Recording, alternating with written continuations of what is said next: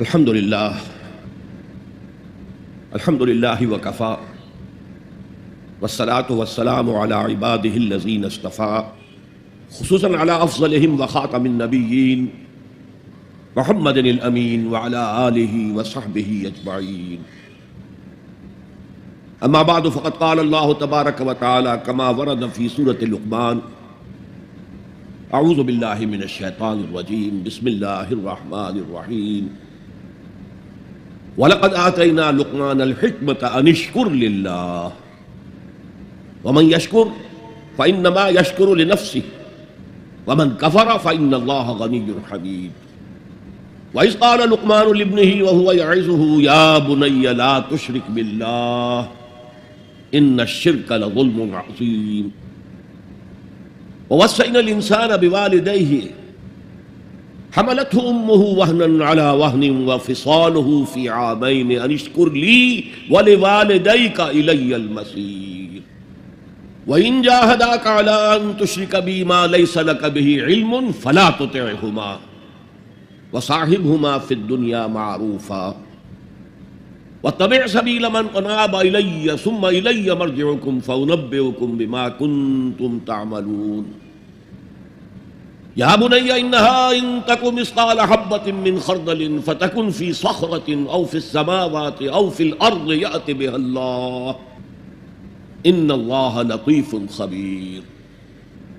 يا بني أقم الصلاة وأمر بالمعروف وانه عن المنكر واصبر على ما أصابك إن ذلك من عزم الأمور ولا تصعر خدك للناس ولا تمش في الأرض مرحا ان اللہ لا يحب كل مختال فخور واقصد في مشيك واغضض من صوتك ان انكر الاصوات لصوت الحمير. صدق اللہ العظیم. رب اشرح لي صدري ويسر لي امري واحلل عقدة من لساني يفقهوا قولي.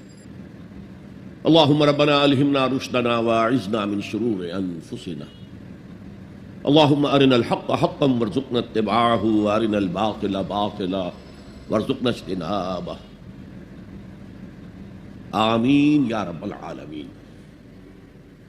معزز حاضرین اور محترم خواتین، السلام علیکم ورحمۃ اللہ وبرکاتہ. ہماری آج کی گفتگو کا عنوان اور موضوع مشکلات القرآن میں سے ہے. ہمارے دین کے گہرے فہم سے تعلق رکھنے والا ہے. آیا ایمان کل کا کل کسی نبی کے ان امور ایمانی کی اطلاع دینے پر منحصر ہے، یا اس ایمان کی کوئی جڑ عقل انسانی اور فطرت انسانی میں موجود ہے؟ یہ گویا کہ ماہیت ایمان، حقیقت ایمان کے موضوع سے بہت گہرے تعلق رکھنے والا موضوع ہے.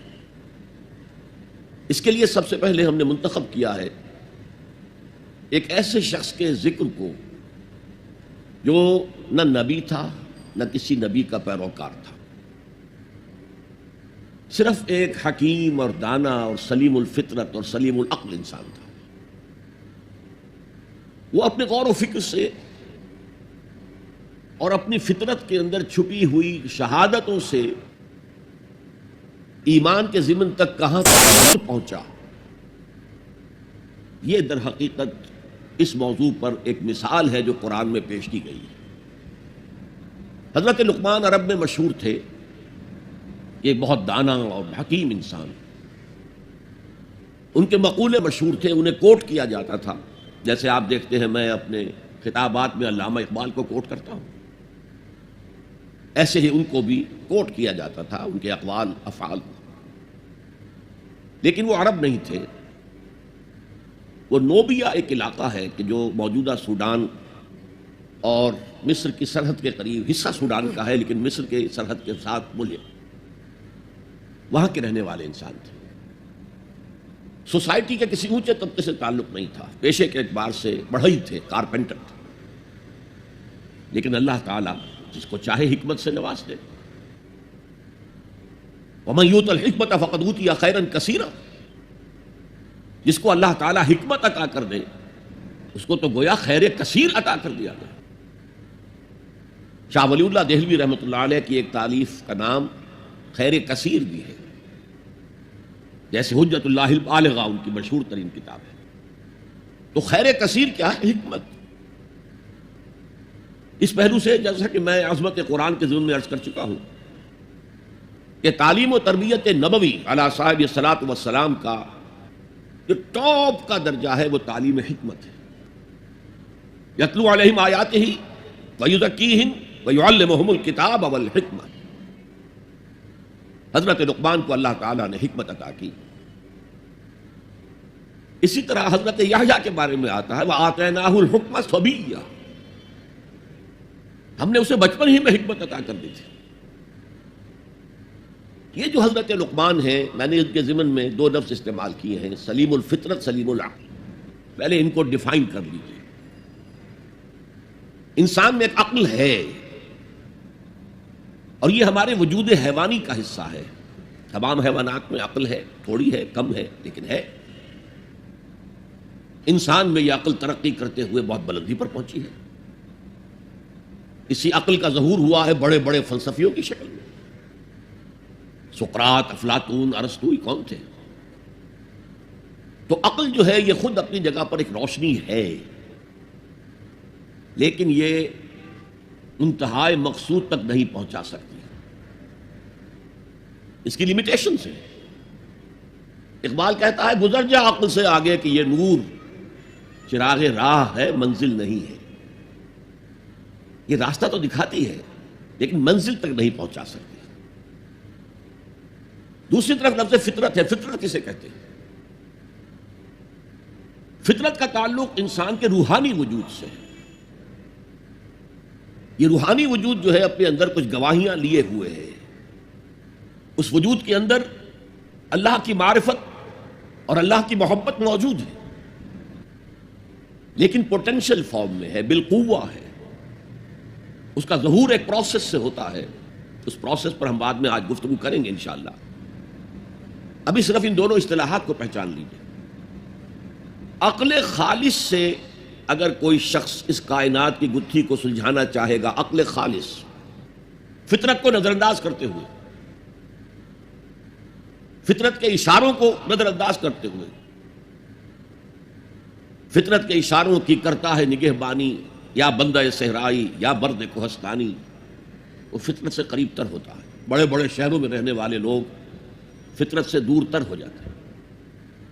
بہت سے لوگوں کو آسمان دیکھنے کا موقع نہیں ملتا۔ اگر جا رہے ہیں دفتر کار میں جا رہے ہیں، اوپر چھت ہے، نکلتے ہی اندر گھس گئے، باہر نکلے ہیں فوراً بیٹھ گئے کار، گھر میں آئے ہیں اپنے فلیٹ کے کسی مالے پر پہنچ گئے، وہاں کہاں آسمان نظر آئے۔ تو جتنا جتنا تمدن آگے بڑھا فطرت سے دور ہوتا چلا گیا۔ لیکن اس فطرت کے اندر جو شہادت مضمر ہے وہ ایک بہت بڑی حقیقت ہے۔ اب اگر تو یہ دونوں چیزیں، فطرت کے اشارات اور عقل کی رہنمائی، دونوں کے نتیجے میں، دونوں کے امتزاج سے جو شے وجود میں آئے گی اس کا نام حکمت ہے، اور جو عقل خالص سے جو شے وجود میں آئے گی وہ فلسفہ ہے۔ قرآن مجید نے فلسفے کا لفظ استعمال نہیں کیا۔ عقل خالص اور خالص منطق کے نتیجے میں انسان جہاں تک پہنچتا ہے اسے فلسفہ کہہ سکتے ہیں۔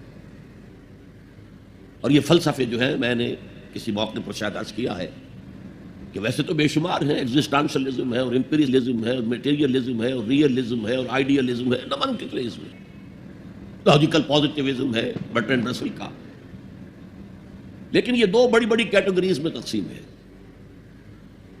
ایک یہ خیال ہے کہ اس کائنات کی اصل بنیاد کچھ آئیڈیاز پر ہے، یہ آئیڈیلزم کہلاتا ہے، یا افلاطون اس کا بانی ہے اور اس کی شاخیں ہیں۔ ایک یہ کہ نہیں، اصل وہ نہیں، تصورات نہیں، اصل یہ کائنات ہے، یہ ریئل ہے، یہ ریئلزم کہلاتا ہے، اسی کی شاخیں ہیں، امپیریلزم، میٹیریلزم، لاجیکل پازیٹیوزم وغیرہ وغیرہ۔ عقل خالص جو ہے اس کے بارے میں نوٹ کر لیجئے کہ اس کی آخری انتہا یا اسکیپٹسزم ہے، ارتیابیت، شک، ہر طرح شک، ہر چیز کے بارے میں شک۔ اور یا پھر ایگنوسٹسزم ہے، لا ادریت، کہ ہم نہیں پہچان سکتے، اس حقیقت کا علم حاصل کر ہی نہیں سکتے، وہاں تک ہماری رسائی ہو ہی نہیں سکتی، لا ادری، میں نہیں جانتا، تو لا ادریت، ایگنوسٹسزم، یا ارتیابیت، ریب سے بنا شک، اور اس سے بنا ہے اسکیپٹسزم۔ اصل میں اگر عقل سفر کرے فطرت کی رہنمائی میں، دونوں کے امتزاج سے ایک یقین پیدا ہوتا ہے، بعض حقائق تک انسان خود پہنچ جاتا ہے، پھر ان حقائق کی جب پرزور تائید ہوتی ہے کسی نبی کے پیغام کے ذریعے، تو فوراً لبیک کہتا ہے، جیسے کہ پہلے سے منتظر بیٹھا تھا۔ دیکھنا تقریر کی لذت کے جو اس نے کہا، میں نے یہ جانا کہ گویا یہی میرے دل میں تھا۔ وہ ایسے آتا ہے، والہانہ آتا ہے، جیسے ابو بکر صدیق آئے۔ حضور فرماتے ہیں میں نے جس شخص کے سامنے بھی دعوت رکھی اپنی، اس نے کچھ نہ کچھ توقف ضرور کیا، کچھ غور و فکر کے لیے وقت صرف کیا، کچھ نہ کچھ تردد رہا اس کو، سوائے ابو بکر کے، کہ میں نے جیسے ہی اس کے سامنے دعوت رکھی اس نے فوراً تصدیق کی۔ اس کی وجہ کیا ہے؟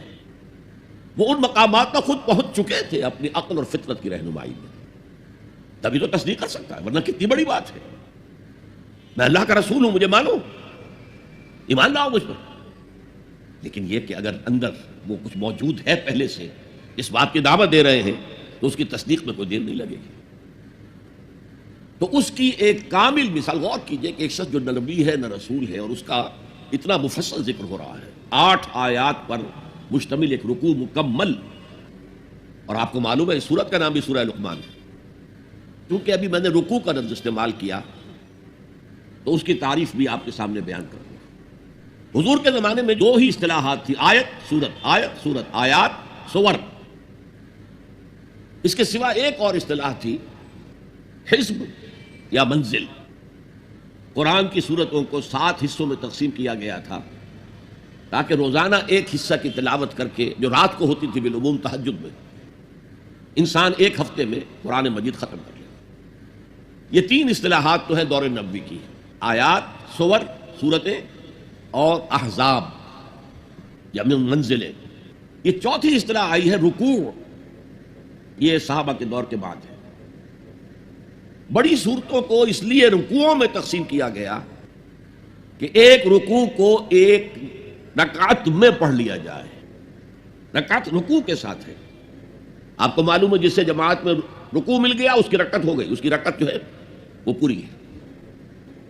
ظاہر بات ہے کہ سورہ بقرہ جو ہے پوری ایک رکعت میں پڑھنا تو ممکن نہیں ہے عام انسان کے لیے، لہذا اسے تقسیم کیا گیا رکوعوں میں، اور یہ تقسیم بڑے ارلی دور میں ہو گئی تھی، دور نبوت کے فوراً بعد، اور یہ تقسیم بڑی حکمت پر مبنی ہے، ایک مضمون مکمل ہو جائے، ایسا نہ ہو کہ ایک بات چل رہی تھی اور اچانک امام جو ہے وہ رکوع میں چلا گیا، بات کٹ گئی، اور پھر کبھی اس نے بات ایسی شروع کر دی جس کا تعلق اپنے ما سبق سے، ما قبل سے ہے ہی نہیں۔ یہ کام کرتے ہیں وہ ائمہ جو عالم نہیں ہیں، حافظ ہیں، قاری ہیں، عالم نہیں ہیں، اور اس میں بسا اوقات بڑی شدید تکلیف ہوتی، کوفت ہوتی۔ تو یہ رکوع جو ہے ان میں بڑی صورتوں کو تقسیم کیا گیا تاکہ اتنے حصے ہو جائیں کہ ایک رکعت میں ایک انسان تلاوت کر لے اور مضمون پورا ہو جائے، بات کہیں درمیان میں نہ ٹوٹے۔ اب دیکھیے اس پورے رکوع کا اس وقت درس دینا میرے لیے ممکن نہیں ہے، اس کو میں نے صرف ایک شہادت کے طور پر پیش کیا ہے، لیکن اس کے ذریعے ہمیں معلوم ہو جائے گا کہ عقل و فطرت کی رہنمائی میں انسان کہاں تک پہنچ سکتا ہے، جہاں سے آگے صرف عقل و فطرت رہنمائی نہیں کر سکتی۔ فرمایا وَلَقَدْ آتَيْنَا لُقْمَانَ الْحِكْمَةَ أَنِ اشْكُرْ لِلَّهِ، ہم نے لقمان کو حکمت عطا کی تھی کہ کر شکر اللہ۔ گویا کہ حکمت کا لازمی نیسیسری تقاضا، نتیجہ اللہ کا شکر ہے۔ اب اس میں دیکھیے 2 چیزیں مل گئی، شکر اور اللہ کا شکر۔ کس کا شکر؟ ایک کا تعلق فطرت سے ہے، آپ کی فطرت کے اندر یہ شے مضمر ہے، انہیرنٹ ہے کہ اگر کوئی آپ کے ساتھ کوئی خیر کرے، بھلائی کرے، آپ کی کسی ضرورت کو پورا کرے، تو اس کے لیے ایک جذبہ تشکر پیدا ہو، جذبہ امتنان قلب میں پیدا ہو۔ اور آپ اگر کلچرڈ انسان ہیں تو آپ پھر اسے زبان سے بھی ادا کریں گے، جناب آپ کا بہت شکریہ، آپ نے میری یہ ضرورت پوری کی۔ شکر فطرت انسانی کی صحت کی علامت ہے، جس کو میں نے کہا سلیم الفطرت، یہاں تک کہ یہ حیوانات میں موجود ہے۔ آپ کسی پیاسے جانور کے سامنے پانی کی بالٹی رکھ کے اب وہ دیکھیے، جب وہ اپنی پیاس بجھا کر نگاہیں اٹھا کر آپ کو دیکھے گا تو اس کی آنکھوں کے اندر جذبہ تشکر جو ہے جھلکتا ہوا صاف نظر آ جائے۔ تو فطرت کا تقاضا ہے، فطرت کی صحت کا تقاضا ہے کہ جذبہ تشکر موجود ہے۔ عقل کا تقاضا یہ ہے کہ اس ہستی کو پہچانے جس کے لیے کہ یہ شکر ہے۔ سب سے پہلے آپ کو معلوم ہے، جیسے کہ آگے چل کر آیا، انشکر لی ولوالدیک، سب سے پہلا شکر جو انسان میں ہوتا ہے وہ اپنے والدین کے لیے ہوتا ہے۔ پالا پوسا، تکلیفیں اٹھائیں، اپنا پیٹ کاٹا اور ہمیں کھلایا، اپنی نیند جو ہے کھوئی، لیکن اگر کوئی ہماری تکلیف لاحق تھی تو اس کا مداوع کرتے رہے۔ اس سے آگے انسان سوچتا رہا، اس ہوا سے مجھے بہت فائدہ ہوتا ہے، یہ آگ میرے لیے بہت مفید ہے، سب سے بڑھ کر یہ سورج ہے۔ تو ان کے لیے بھی ایک جذبہ تشکر ابھرا۔ لیکن ایک شکر تو اس ہستی کا ہوتا ہے جس کو انسان خود بھی کوئی بدلہ دے سکے۔ ہل جزاء الاحسان الا الاحسان، والدین کے تشکر کا آپ حق ادا کر سکیں گے اگر بوڑھے والدین آپ کے پاس ہوں۔ اما یبلغن عندک الکبر احدہما او کلاہما فلا تقل لہما اف ولا تنہرہما وقل لہما قولا کریما واخفض لہما جناح الذل من الرحمۃ وقل رب ارحمہما کما ربیانی صغیرا۔ اور اگر تمہارے پاس تمہارے والدین میں سے کوئی ایک یا دونوں بڑھاپے کی عمر کو پہنچ ہی جائیں تو دیکھنا کبھی انہیں اف تک نہ کہنا، کبھی انہیں جھڑکنا نہیں، ان سے بات کرنا بہت ادب کے ساتھ، اور اپنے کندھوں کو جھکا کر رکھنا ان کے سامنے، سینہ تان کے بات نہ کرنا۔ اور سب سے بڑھ کر یہ کہ اللہ سے دعا کرنا کہ اللہ میں ان کا حق ادا کرنے سے قاصر ہوں، تو ہی ان پر رحم فرما، میں تجھ سے رحم کی درخواست کر رہا ہوں، میری اس درخواست کو شرف قبول عطا کرتے ہوئے ان پر رحم فرما۔ یہ گویا کہ آخری ہے، وقل رب ارحمہما کما ربیانی صغیرا۔ بہرحال بڑھاپے میں خدمت کی ہے تو کچھ نہ کچھ تو حق ادا کیا ہے۔ لیکن اگر کسی ایسے شے کا معاملہ ہے، میں بہت زیادہ وقت نہیں دینا چاہتا اور درمیانی کڑیاں بھی بیان کرتا، سورج ہے، اس کی ساری حرارت سے یہ سارا نظام چل رہا ہے۔ یہ بھی کہتے ہیں سورج ہی کا ٹوٹا ہوا ٹکڑا ہے یہ زمین، اسی سورج کی حرارت سے فصلیں پکتی ہیں، اسی سورج کا عمل تو ہے جو پانی کو بخارات بنا کر اٹھا رہا ہے سمندر سے، اسی سورج کے اتار چڑھاؤ سے ہواؤں کا نظام ہے، اسی سولر انرجی کو توارے درخت جو ہے جذب کر رہے ہیں، اور ان کی لکڑی کو جلا کر وہی سولر انرجی ان میں سے تم نکال لیتے ہو۔ گویا کہ انسانی زندگی کا جہاں تک انسان سوچ سکتا ہے وہ دار و مدار سورج پر ہے۔ لیکن سورج کا شکریہ کیسے ادا کریں، اس کے ساتھ کیا احسان کریں، کیا بھلائی کریں، کیا خدمت کریں؟ لیکن اگر نہ کیا جا سکے تو آدمی سر ٹیک دیتا ہے، تعظیم کرتا ہے، یہیں سے شکر بڑھ کر عبادت کی شکل اختیار کرتا ہے۔ اور آپ کو معلوم ہے پوری دنیا میں اللہ کے سوا سب سے زیادہ جس کو پوجا گیا ہے وہ سورج ہے۔ لیکن عقل کی ایک چھلانگ اور ہے، صرف ایک چھلانگ۔ یہ سورج اور چاند تو ایک نظام میں جکڑے ہوئے معلوم ہوتے ہیں، ہر روز ایک ہی نظام سے معاملہ چل رہا ہے، کوئی اور ہے جس کے نظام میں یہ جکڑے ہوئے ہیں؟ یہ ایک چھلانگ ہے۔ یہی چھلانگ لگائی حضرت ابراہیم علیہ السلام نے، تارا، ستارہ، چاند، سورج سب کی نفی کر کے انی وجہت وجہی للذی فطر السماوات والارض حنیفا وما انا من المشرکین۔ یہ ہے عقل کا معاملہ۔ فطرت شکر کا جذبہ ہے، عقل اس ہستی کو پہچان لینا کہ جو تمام ہماری نعمتوں کا عطا کرنے والا ہے۔ انشکر للہ، شکر کر اللہ کا، وَمَن يَشْكُرْ فَإِنَّمَا يَشْكُرُ لِنَفْسِهِ، اور جو کوئی شکر کرتا ہے اللہ کا وہ اپنے ہی بھلے کو کرتا ہے۔ کیوں؟ اب اس کی شخصیت کے ارتقاء کے لیے، ترقی کے لیے، استحکام کے لیے ایک راک فاؤنڈیشن فراہم ہو گئی ہے۔ اس کی شخصیت کا ارتقاء ہوگا، اس کی شخصیت بنے گی، اس کی خودی توانا ہوگی۔ ومن کفر، اب یہاں پہچانیے لفظ کفر کو، یہ شکر کے مقابلے میں آ رہا ہے۔ ومن کفر، کفر کے معنی جو ہے اصل میں چھپا لینا ہے۔ کفارہ کسے کہتے ہیں؟ گناہ کا کفارہ ہے۔ قسم کھائی تھی توڑ رہا ہوں، کفارہ دے رہا ہوں۔ یا کہیں کہہ بیٹھا تھا اپنی بیوی کو تم میری ماں کی طرح ہو، اس کو کفارہ دینا ہے، سورہ مجادلہ میں ذکر ہے۔ تو ڈھانپ دینا یعنی فطرت سے ابھرنے والے اس جذبے کو روک دینا، جذبہ تشکر کو دبا دینا، یہ کفر ہے۔ اور اس کے ساتھ ایک لفظ جو بہت عام آتا ہے، الذین کفروا وکذبوا بآیاتنا، کفر تو خود اس نے کیا ہے، اس کے اندر فطرت جو تھی اس فطرت کو اس نے دبایا ہے۔ سیکنڈریلی جب رسول کی دعوت سامنے آئی ہے، آیات سامنے آئی، ان کا انکار کیا ہے، تکذیب کی۔ یہ دو چیزیں ایک نہیں ہے، ہم مانی نہیں ہے۔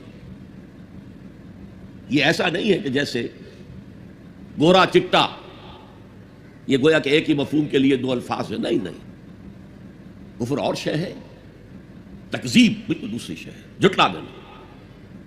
تو ومن کفر فإن اللہ غنی حمید، تو اللہ تعالیٰ تو غنی ہے، اسے کوئی احتیاج نہیں ہے کہ کوئی اس کی تعریف کرے نہ کرے، اس کا کوئی شکر ادا کرے نہ کرے۔ وہ حمید ہے، اپنی ذات میں خود ستودہ صفات ہے، خود محمود ہے، کوئی حمد کرے نہ کرے۔ البتہ حمد کے معنی یہاں سمجھ لیجئے، حمد شکر اور ثنا دونوں سے مل کر بنتا ہے۔ الحمدللہ کل ثنا بھی اللہ کے لیے ہے اور کل شکر بھی اللہ کے لیے۔ انشکر للہ ومن یشکر فانما یشکر لنفسہ ومن کفر فإن اللہ غنی حمید۔ اسی کے ساتھ عقل قدم آگے بڑھتی ہے۔ وَإِذْ قَالَ لُقْمَانُ لِابْنِهِ وَهُوَ يَعِظُهُ يَا بُنَيَّ لَا تُشْرِكْ بِاللَّهِ، ذرا یاد کرو جب کہ کہا تھا لقمان نے اپنے بیٹے سے، اور وہ اسے واعظ کہہ رہے تھے، نصیحت کر رہے تھے۔ عام طور پر یہی خیال ہے کہ یہ انتقال کے وقت کی نصیحت اور وصیت تھی۔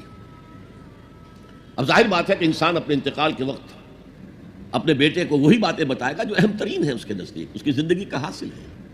دولت مند شخص اپنے دولت کا حساب بتائے گا، کہاں کہاں کس کس شکل میں ہے۔ حکیم انسان کے لیے اس کی حکمت ہی اس کا اصل خزانہ ہے، دولت ہے۔ تو اس حکمت کا خلاصہ اور لب لباب ہے جو حضرت لقمان منتقل کر رہے ہیں اپنے بیٹے کو۔ اسی کو اقبال نے کہا تھا کہ یہی ہے متاع فقیر، میرے قافلے میں لٹا دے اسے، لٹا دے ٹھکانے لگا دے اسے۔ میرے پاس جو حکمت ہے، جو بھی میں نے قرآن سے اخذ کی ہے حکمت، یہی کچھ ہے۔ ساقی متاع فقیر، اس اے ساقی متاع فقیر یہی کچھ ہے، میرے قافلے میں لٹا دے اسے، لٹا دے ٹھکانے لگا دے اسے۔ اب حضرت لقمان کیا کہہ رہے ہیں؟ پہلی وصیت، پہلی نصیحت، اللہ کے ساتھ شرک نہ کرنا۔ یہ بھی عقل کا تقاضا ہے۔ یہ پورا نظام کائنات کا اتنا مرکزیت لیے ہوئے ہے، اس کے اجزاء آپس میں اس طرح مربوط ہیں کہ یہاں کنٹرول کسی ایک ہی ہستی کا چل سکتا ہے، دو کا نہیں۔ دو کا ہوگا لفسدتا، اللہ کے سوا بھی کوئی الہ ہوتا تو کائنات میں فساد ہو جاتا۔ ایک کی مرضی یہ ہے، دوسرے کی یہ ہے۔ قرآن میں یہ بھی آیا ہے کہ پھر ہر جو الہ، ہر خالق اپنی شے لے کے علیحدہ ہو جائے گا۔ ایک ہستی ہے جو اس کائنات کو کنٹرول کر رہی ہے، ایک ذہن ہے جو اس کائنات میں کار فرما ہے، ایک حکمت ہے جو اس پوری کریشن کی پشت پر ہے۔ ایک قل هو اللہ احد، یہ ہے حکمت کا دوسرا نتیجہ عقل کے اعتبار سے۔ لا تشرک باللہ، اب یہاں میں شرک کی اقسام نہیں بیان کر سکتا۔ ان الشرک لظلم عظیم، یقیناً شرک بہت بڑی زیادتی ہے، بہت بڑا ظلم ہے۔ ظلم کسے کہتے ہیں؟ عربی میں اس کو کہتے ہیں وضع شیء فی غیر محلہ، کسی شے کو اس کے اصل مقام سے ہٹا دینا۔ اور شرک کی دو ہی شکلیں ہیں، یا تو خدا کو اس کے اصل مقام رفیع سے اتار کر مخلوقات کی صف میں لے آتے ہیں، اس میں کوئی احتیاج ثابت کر دیتے ہیں، یا جیسے تورات میں اس کے جو بھی مرتبین تھے، اس کی تباہی کے بعد 587 قبل مسیح میں تورات تباہ ہو گئی تھی، اس کے کچھ 100 سال بعد کچھ لوگوں نے اپنی یادداشتوں سے مرتب کی ہے، وہ ہے اس وقت تورات کے نام سے جو دنیا میں ہے، اصل تورات نہیں ہے۔ اس کے جو مرتبین ہیں انہوں نے یہ بھی لکھ دیا ہے کہ حضرت یعقوب کی اور اللہ کی کشتی ہوئی اور حضرت یعقوب نے اللہ کو پچھاڑ دیا. یہ بھی ہے انسانی سطح پر لے آئے, یا پھر مخلوقات میں سے کسی کو اللہ کی جگہ پہنچا دیا. دونوں جو ہیں ظلم, یعنی وضع الشیء فی غیر محلہ, شے کو اس کی اصل حقیقت سے, اصل جگہ سے, اصل مقام سے, اصل مرتبے سے ہٹا دینا. ان الشرک لظلم عظیم. شرک فی الذات بدترین شرک ہے, اللہ کی ذات میں بیٹا ماننا, بیٹی ماننا, یا یہ اللہ ہی نے اس کائنات کی شکل اختیار کر لی, ہر چیز خدا ہے. فلسفوں میں یہ ہماؤس کا فلسفہ, یہ شرک فی الذات کی بدترین صورت ہے, بدترین صورت ہے. پھر شرک فی صفات ہے. بدقسمتی سے ہماری زبان میں الفاظ, صفات کے لیے جو الفاظ ہیں وہ مشترک ہیں اللہ میں اور مخلوق میں. اللہ موجود ہے, ہم بھی موجود ہیں. اللہ علیم ہے, ہم بھی علیم ہے, عالم ہے, علامہ بھی ہے, علامہ. یہ جو اشتراک لفظی ہے اس سے بھی مغالطے پیدا ہوتے ہیں. اللہ کی جملہ صفات اس کی ذاتی ہے, قدیم ہے جیسے اس کی ذات قدیم ہے, اور غیر انتہائی ہے, لامحدود ہے. جبکہ مخلوقات کی ہر صفت عطائی ہے, اللہ کی دی ہوئی ہے, ذاتی نہیں ہے, محدود ہے, لامحدود نہیں ہے. اور جیسے اس کا وجود حادث ہے اس کی صفت بھی حادث ہے. یہ فرق اگر ملحوظ رہے تب تو آدمی بچ جائے گا شرک فی صفات سے, ورنہ گڑبڑ ہو جاتا ہے معاملہ. پھر شرک فی الحقوق ہے, اللہ کا حق ہے کہ اس کی بندگی کی جائے, اس کا حکم مانا جائے, اس کا قانون نافذ کیا جائے, اس کی حاکمیت تسلیم کی جائے. اس میں اگر آپ آ کر شریک ہو گئے, ہم خود حاکم ہیں, حاکمیت جمہور, سلطانی جمہور کا آتا ہے زمانہ, جو نقش کہن تم کو نظر آئے مٹا دو, شرک ہے. فرعون خدائی کا دعویٰ کر کے عظیم ترین شرک کا ارتکاب کر رہا تھا. نمرود نے خدائی کا دعویٰ کیا, عظیم ترین شرک کا ارتکاب کر رہا تھا. یہ شرک کی میں نے 3 موٹی, اس میں تفاصیل ہیں بہت. تو اس قال لقمان لابنہ وهو یعظہ یا بنی, اب بنیہ کو نوٹ کیجئے, اے میرے چھوٹے سے بچے. اس کا یہ مطلب نہیں ہے, یہ پیار سے ہے. والدین کے لیے بیٹے جوان ہو جائے تب بھی بچے ہی رہتے ہیں, وہ محبت ان سے اسی طرح کرتے ہیں جیسے چھوٹے بچوں سے کی جائے. تو یہ اس میں تصغیر ہے, یا بنی, اے میرے چھوٹے سے بچے, لا تشرک باللہ, اللہ کے ساتھ شرک مت کیجو, ان الشرک لظلم عظیم, شرک بہت بڑا ظلم ہے. ووصینا الانسان بوالدیہ. اب حضرت لقمان کی نصیحتوں کا سلسلہ توڑ کر بیچ میں اللہ ایک وصیت خود اپنی کر رہے ہیں یا اس کا اثبات کر رہے ہیں. اور ہم نے وصیت کی ہے انسان کو اس کے والدین کے بارے میں. یہ بھی فطرت انسانی میں ہے, والدین کا شکر ادا کرنا, والدین کے حقوق تسلیم کرنا, ماننا, ان کی خدمت کرنا. بچپن میں انہوں نے انگلی پکڑ کر تمہیں چلایا تھا, اب ہو سکتا ہے بوڑھے باپ کو انگلی پکڑ کر آپ کو چلانا پڑے. تو اس کو اپنی طرح منسوخ کیا. کیوں؟ اگر حضرت لقمان کہتے تو اس میں ذرا جھجک والی بات تھی کہ اپنے حقوق اپنے بچے کو بتا رہے ہیں.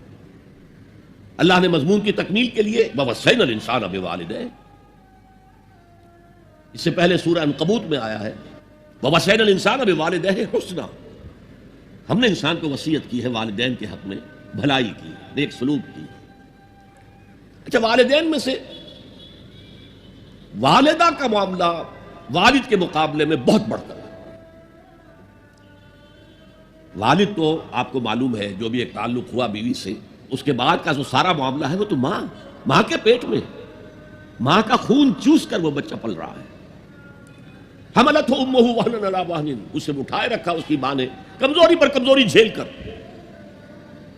وفصالہ فی عامین, پھر 2 سال تک جوک کی طرح چمٹا رہا ہے اور اس کا دودھ پیتا رہا ہے, اس کی توانائی سک کرتا رہا. لہذا والدہ کا حق والد کے مقابلے میں ایک حدیث نبوی کی روح سے 3 گنا ہے. یہ بہت اہم نقطہ ہے. یہ ایک حدیث میں آتا ہے کہ ایک صحابی نے حضور سے پوچھا, حضور میرے حسن سلوک کا اولین مستحق کون ہے؟ فرمایا تیری ماں. کہا ان کے بعد؟ فرمایا تیری ماں. تیسری مرتبہ پوچھا ان کے بعد؟ تیری ماں. چوتھی مرتبہ پوچھا تو کہا تیرا باپ. گویا کہ والدہ کا حق, اس کی خدمت, اس کے ساتھ نرمی, کہیں اس کے دل کو ٹھیس نہ پہنچا دینا. اس لیے کہ بڑا سخت قسم کا نفسیاتی معاملہ ہوتا ہے. آپ کو معلوم ہے جب بچے تھے ہم تو اپنے والدین کی محبت کا مرکز تھے. ان کی ساری محبت ہم پر مرکوز تھی، ہم بھی ان کی شفقت کو مانتے تھے، محبت کرتے تھے۔ ہماری شادی ہو گئی، اولاد ہو گئی، تو ہمارا ایک نیا مرکز محبت وجود میں آ گیا۔ بیوی سے محبت ہے، اولاد سے محبت ہے، اب بوڑھے والدین کے اندر پیاس پیدا ہوئی محبت کی۔ یہی ہمارے ہاں ساس بہو کا جھگڑا جو ہے اس کی اصل بنیاد نفسیاتی یہ ہے کہ ان کے دلوں میں پیاس ہوتی ہے۔ اب اگر ان کی دلجوئی کی جائے، ان کو وقت دیا جائے، ان کے پاس بیٹھا جائے، ان کی باتیں سنی جائیں، تب تو ان کو کچھ نہ کچھ جو ہے تسکین ہوتی ہے، ورنہ ایک بڑا احساس محرومی شدید پیدا ہو جاتا ہے والدین کے اندر۔ یہی وجہ ہے کہ صرف دو چیزیں ہیں جن کا محض دیکھنا تعظیم اور محبت کے ساتھ موجب ثواب ہے، عبادت ہے۔ خانہ کعبہ کو محض دیکھنا عبادت ہے، بیٹھ کر تعظیماً دیکھتے رہو، طواف بھی نہیں کر رہے، دیکھنا بھی عبادت ہے۔ اور بوڑھے والدین کو محبت بھری نگاہ سے دیکھنا عبادت ہے۔ اب یہاں دیکھیے اللہ تعالیٰ کو جیسے کہ کسی جگہ پر فرمایا گیا ان اللہ لا یستحی من الحق، سورہ احزاب میں ہے کہ تمہارا طرز عمل نبی کے لیے تکلیف دہ تھا، لیکن نبی حیا کی وجہ سے تم سے کچھ کہہ نہیں سکتے، تو اللہ کو تو کوئی حیا جو ہے کسی حقیقت کو روک لینے پر آمادہ نہیں کر سکتی۔ تو یہاں اللہ صاف فرما رہا اشکر لی ولے والدین، پہلا شکر میرا ہے، خالق میں ہوں، والدین کے دل میں شفقت میں نے ڈالی ہے، مقدم شکر میرا ہوگا۔ بھلے والدین، مخلوق میں سب سے زیادہ شکر والدین کے لیے، اور یہ قرآن میں 5 جگہ آیا ہے۔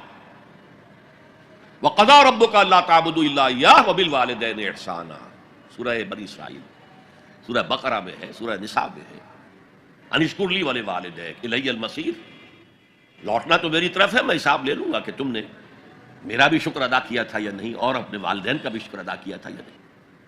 اب دیکھیے 2 چیزیں آئیں، ایک شکر اللہ کا اور اس کا تقاضا شرک نہ ہو، ایک شکر والدین کا۔ اگر یہ دونوں چیزیں ٹکرا جائیں، کس قدر منطقی ربط ہے قرآن مجید کی آیات میں۔ والدین حکم دے رہے ہیں شرک کرو، کیا کریں؟ آپ کے علم میں ہوگا حضرت سعد ابن ابی وقاص رضی اللہ تعالی عنہ، 10 مبشرہ میں نوجوان تھے، ایز اے ٹین ایجر ایمان لائے ہیں حضور پر۔ باپ کو فوت ہوئے عرصہ ہو گیا تھا، ماں نے بڑی محبت سے، مال بہت چھوڑ گیا تھا باپ، ناز و نام میں پالا۔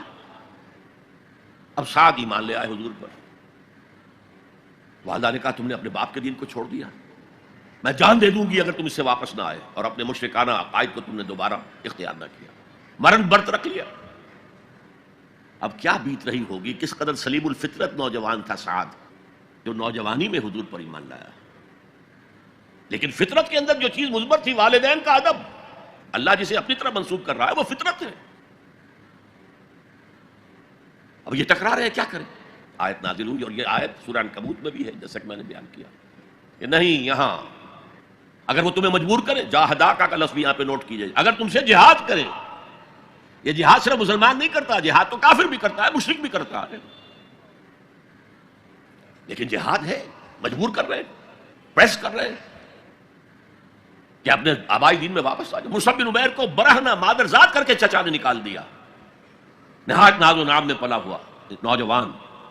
نہرو جی کے بارے میں کہا جاتا ہے ان کے کپڑے پیرس سے سل کر آتے تھے، ان کا 200 درہم کا جوڑا شام سے تیار ہو کر آتا تھا، باپ اتنی دولت چھوڑ گیا، اور جہاں سے مصعب گزر جاتا تھا تو خوشبو اتنی رچی بسی ہوتی تھی ان کے لباس میں کہ پوری گلی، پورا بازار مہک جا رہا ہے، لوگ ہاں مصعب جا رہا۔ جب ایمان لے آئے، چچا نے کہا دیکھو یہ ساری دولت تمہارے مشرک باپ کی ہے، اب نکل جاؤ گھر سے، تمہارا کوئی حق نہیں ہے۔ اٹھ کر چلنے لگے تو کہا یہ کپڑے جو تمہارے جسم پر ہیں وہ بھی اسی مشرک باپ کے ہیں، اتار دو، اتار۔ مادرزاد برہنہ ہو کر ماں کے پاس آئے، انہوں نے آنکھوں پر ہاتھ رکھے، وہ سب کیا ہوا ہے؟ کہا ماں میں موحد ہو گیا، یہ ہے توحید۔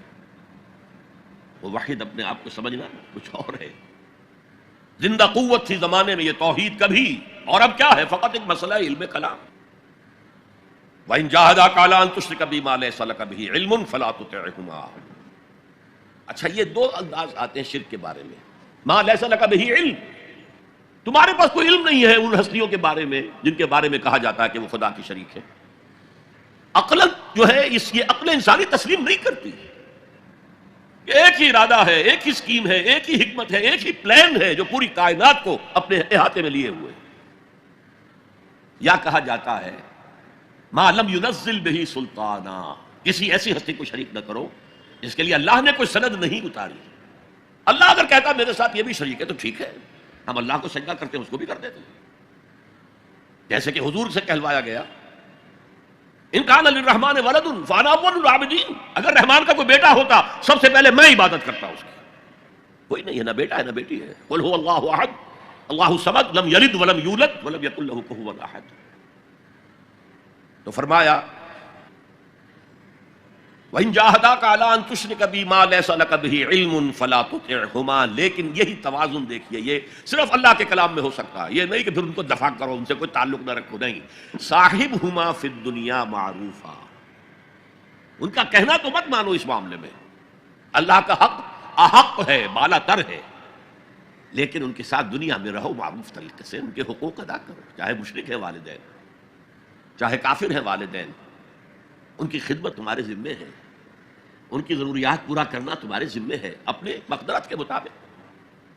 صاحبہما فی الدنیا معروفا، اور واتبع سبیل من اناب الی، پیروی والدین کی ضروری نہیں ہے، اطاعت والدین کی لازمی نہیں ہے. لا طاعت لمخلوق فی معصیت الخالق، کسی مخلوق کی اطاعت نہیں کی جا سکتی اگر اس سے خالق کی معصیت لازم آ رہی. تو والدین کے لیے بھی ہے، اطاعت مطلق نہیں ہے، پیروی ان کی ضروری نہیں ہے. پیروی اس کی کرو جس نے اپنا رخ میری طرف کر لیا. ابھی اللہ کا کلام چل رہا ہے نا درمیان میں جو آیا ہے، اتباع اس کی کرو. دیکھو کون ہے جس نے اپنا رخ میری طرف کر لیا ہے، پیروی اس کی کرو، والدین کی نہیں. اسی لیے سورہ بقرہ کے 30 رکوع کی پہلی آیت جہاں حضور کی دعوت کا بیان ہے وہ کیا ہے؟ یا ایھا الناس اعبدوا ربکم الذی خلقکم والذین من قبلکم لعلکم تتقون. اے لوگو، عبادت کرو، بندگی اختیار کرو، پرستش کرو اپنے اس رب کی جس نے تمہیں پیدا کیا، تم سے پہلوں کو بھی پیدا کیا. تمہارے آباء و اجداد بھی تو اسی کی مخلوق تھے، جیسے تم سے خطا ہو سکتی ان سے بھی ہو سکتی تھی. لہذا یہ دلیل نہیں. وہ کہتے تھے ما وجدنا علیہ آبانا، ہم تو اسی کی پیروی کریں گا جس میں ہم نے اپنے آباء و اجداد کو پایا ہے. تو آباء و اجداد کی پیروی ضروری نہیں ہے. وَاتَّبِعْ سَبِيلَ مَنْ أَنَابَ إِلَيَّ ثُمَّ إِلَيَّ مَرْجِعُكُمْ، پھر میری ہی طرف تم سب کو لوٹنا ہے. فَأُنَبِّئُكُمْ بِمَا كُنتُمْ تَعْمَلُونَ، پھر میں گنتی کر کر کے نبا تنبیہ پوری طرح بتا دینا، آگاہ کر دینا. ایک تنبیہ ہے، وارن کرنا، ایک تنبیہ ہے، یہ ہے خبر دے دینا پوری طریقے سے، وضاحت کے ساتھ. نبا سے ہے یہ. فَأُنَبِّئُكُمْ بِمَا كُنتُمْ تَعْمَلُونَ، جو کچھ کے عمل تم کرتے رہے تھے. اب اس کے بعد پھر حضرت لقمان کی نصیحت. یا بنی انہا ان تک مثقال حبۃ من خردل، اے میرے بچے، انہا اس میں عمل کا معاملہ ہے. عمل سیئہ ہو یا حسنہ ہو، ہا کی ضمیر مؤنث آئی ہے. انہا نیکی ہو یا بدی ہو. انہا ان تک مثقال حبۃ من خردل، اگر وہ رائی کے دانے کے ہم وزن بھی ہو، پھر وہ نیکی یا بدی. فتکن فی صخرۃ، کسی چٹان کے پیٹ میں گھس کر کیا گیا ہو، او فی السماوات، یا فضاؤں میں کیا گیا ہو، خلاؤں میں کیا گیا ہو، او فی الارض، یا زمین کے پیٹ میں کیا گیا ہو. یأتی بہ اللہ، اللہ اسے لے آئے گا. کائے کے لیے لے آئے گا؟ جزا و سزا کے لیے لے آئے گا. انسانی اعمال میرے بیٹے یہ جان لو ضائع ہونے والی چیزیں نہیں، ان کے بدلے نکلیں گے، ان کے نتائج نکلیں گے، ان کے بدلے مل کر رہیں گے. چھوٹی سی چھوٹی چیز بھی، رائی کے دانے کے ہم وزن بھی ہو. مثقال ثقل سے بنا ہے، ثقل کہتے ہیں بوجھ کو. تو اگر وہ رائی کے دانے کے ہم وزن بھی ہوگا تو کہیں نہیں چھپے گا. اس لیے آیا تھا فَمَن يَعْمَلْ مِثْقَالَ ذَرَّةٍ خَيْرًا يَرَهُ وَمَن يَعْمَلْ مِثْقَالَ ذَرَّةٍ شَرًّا يَرَهُ.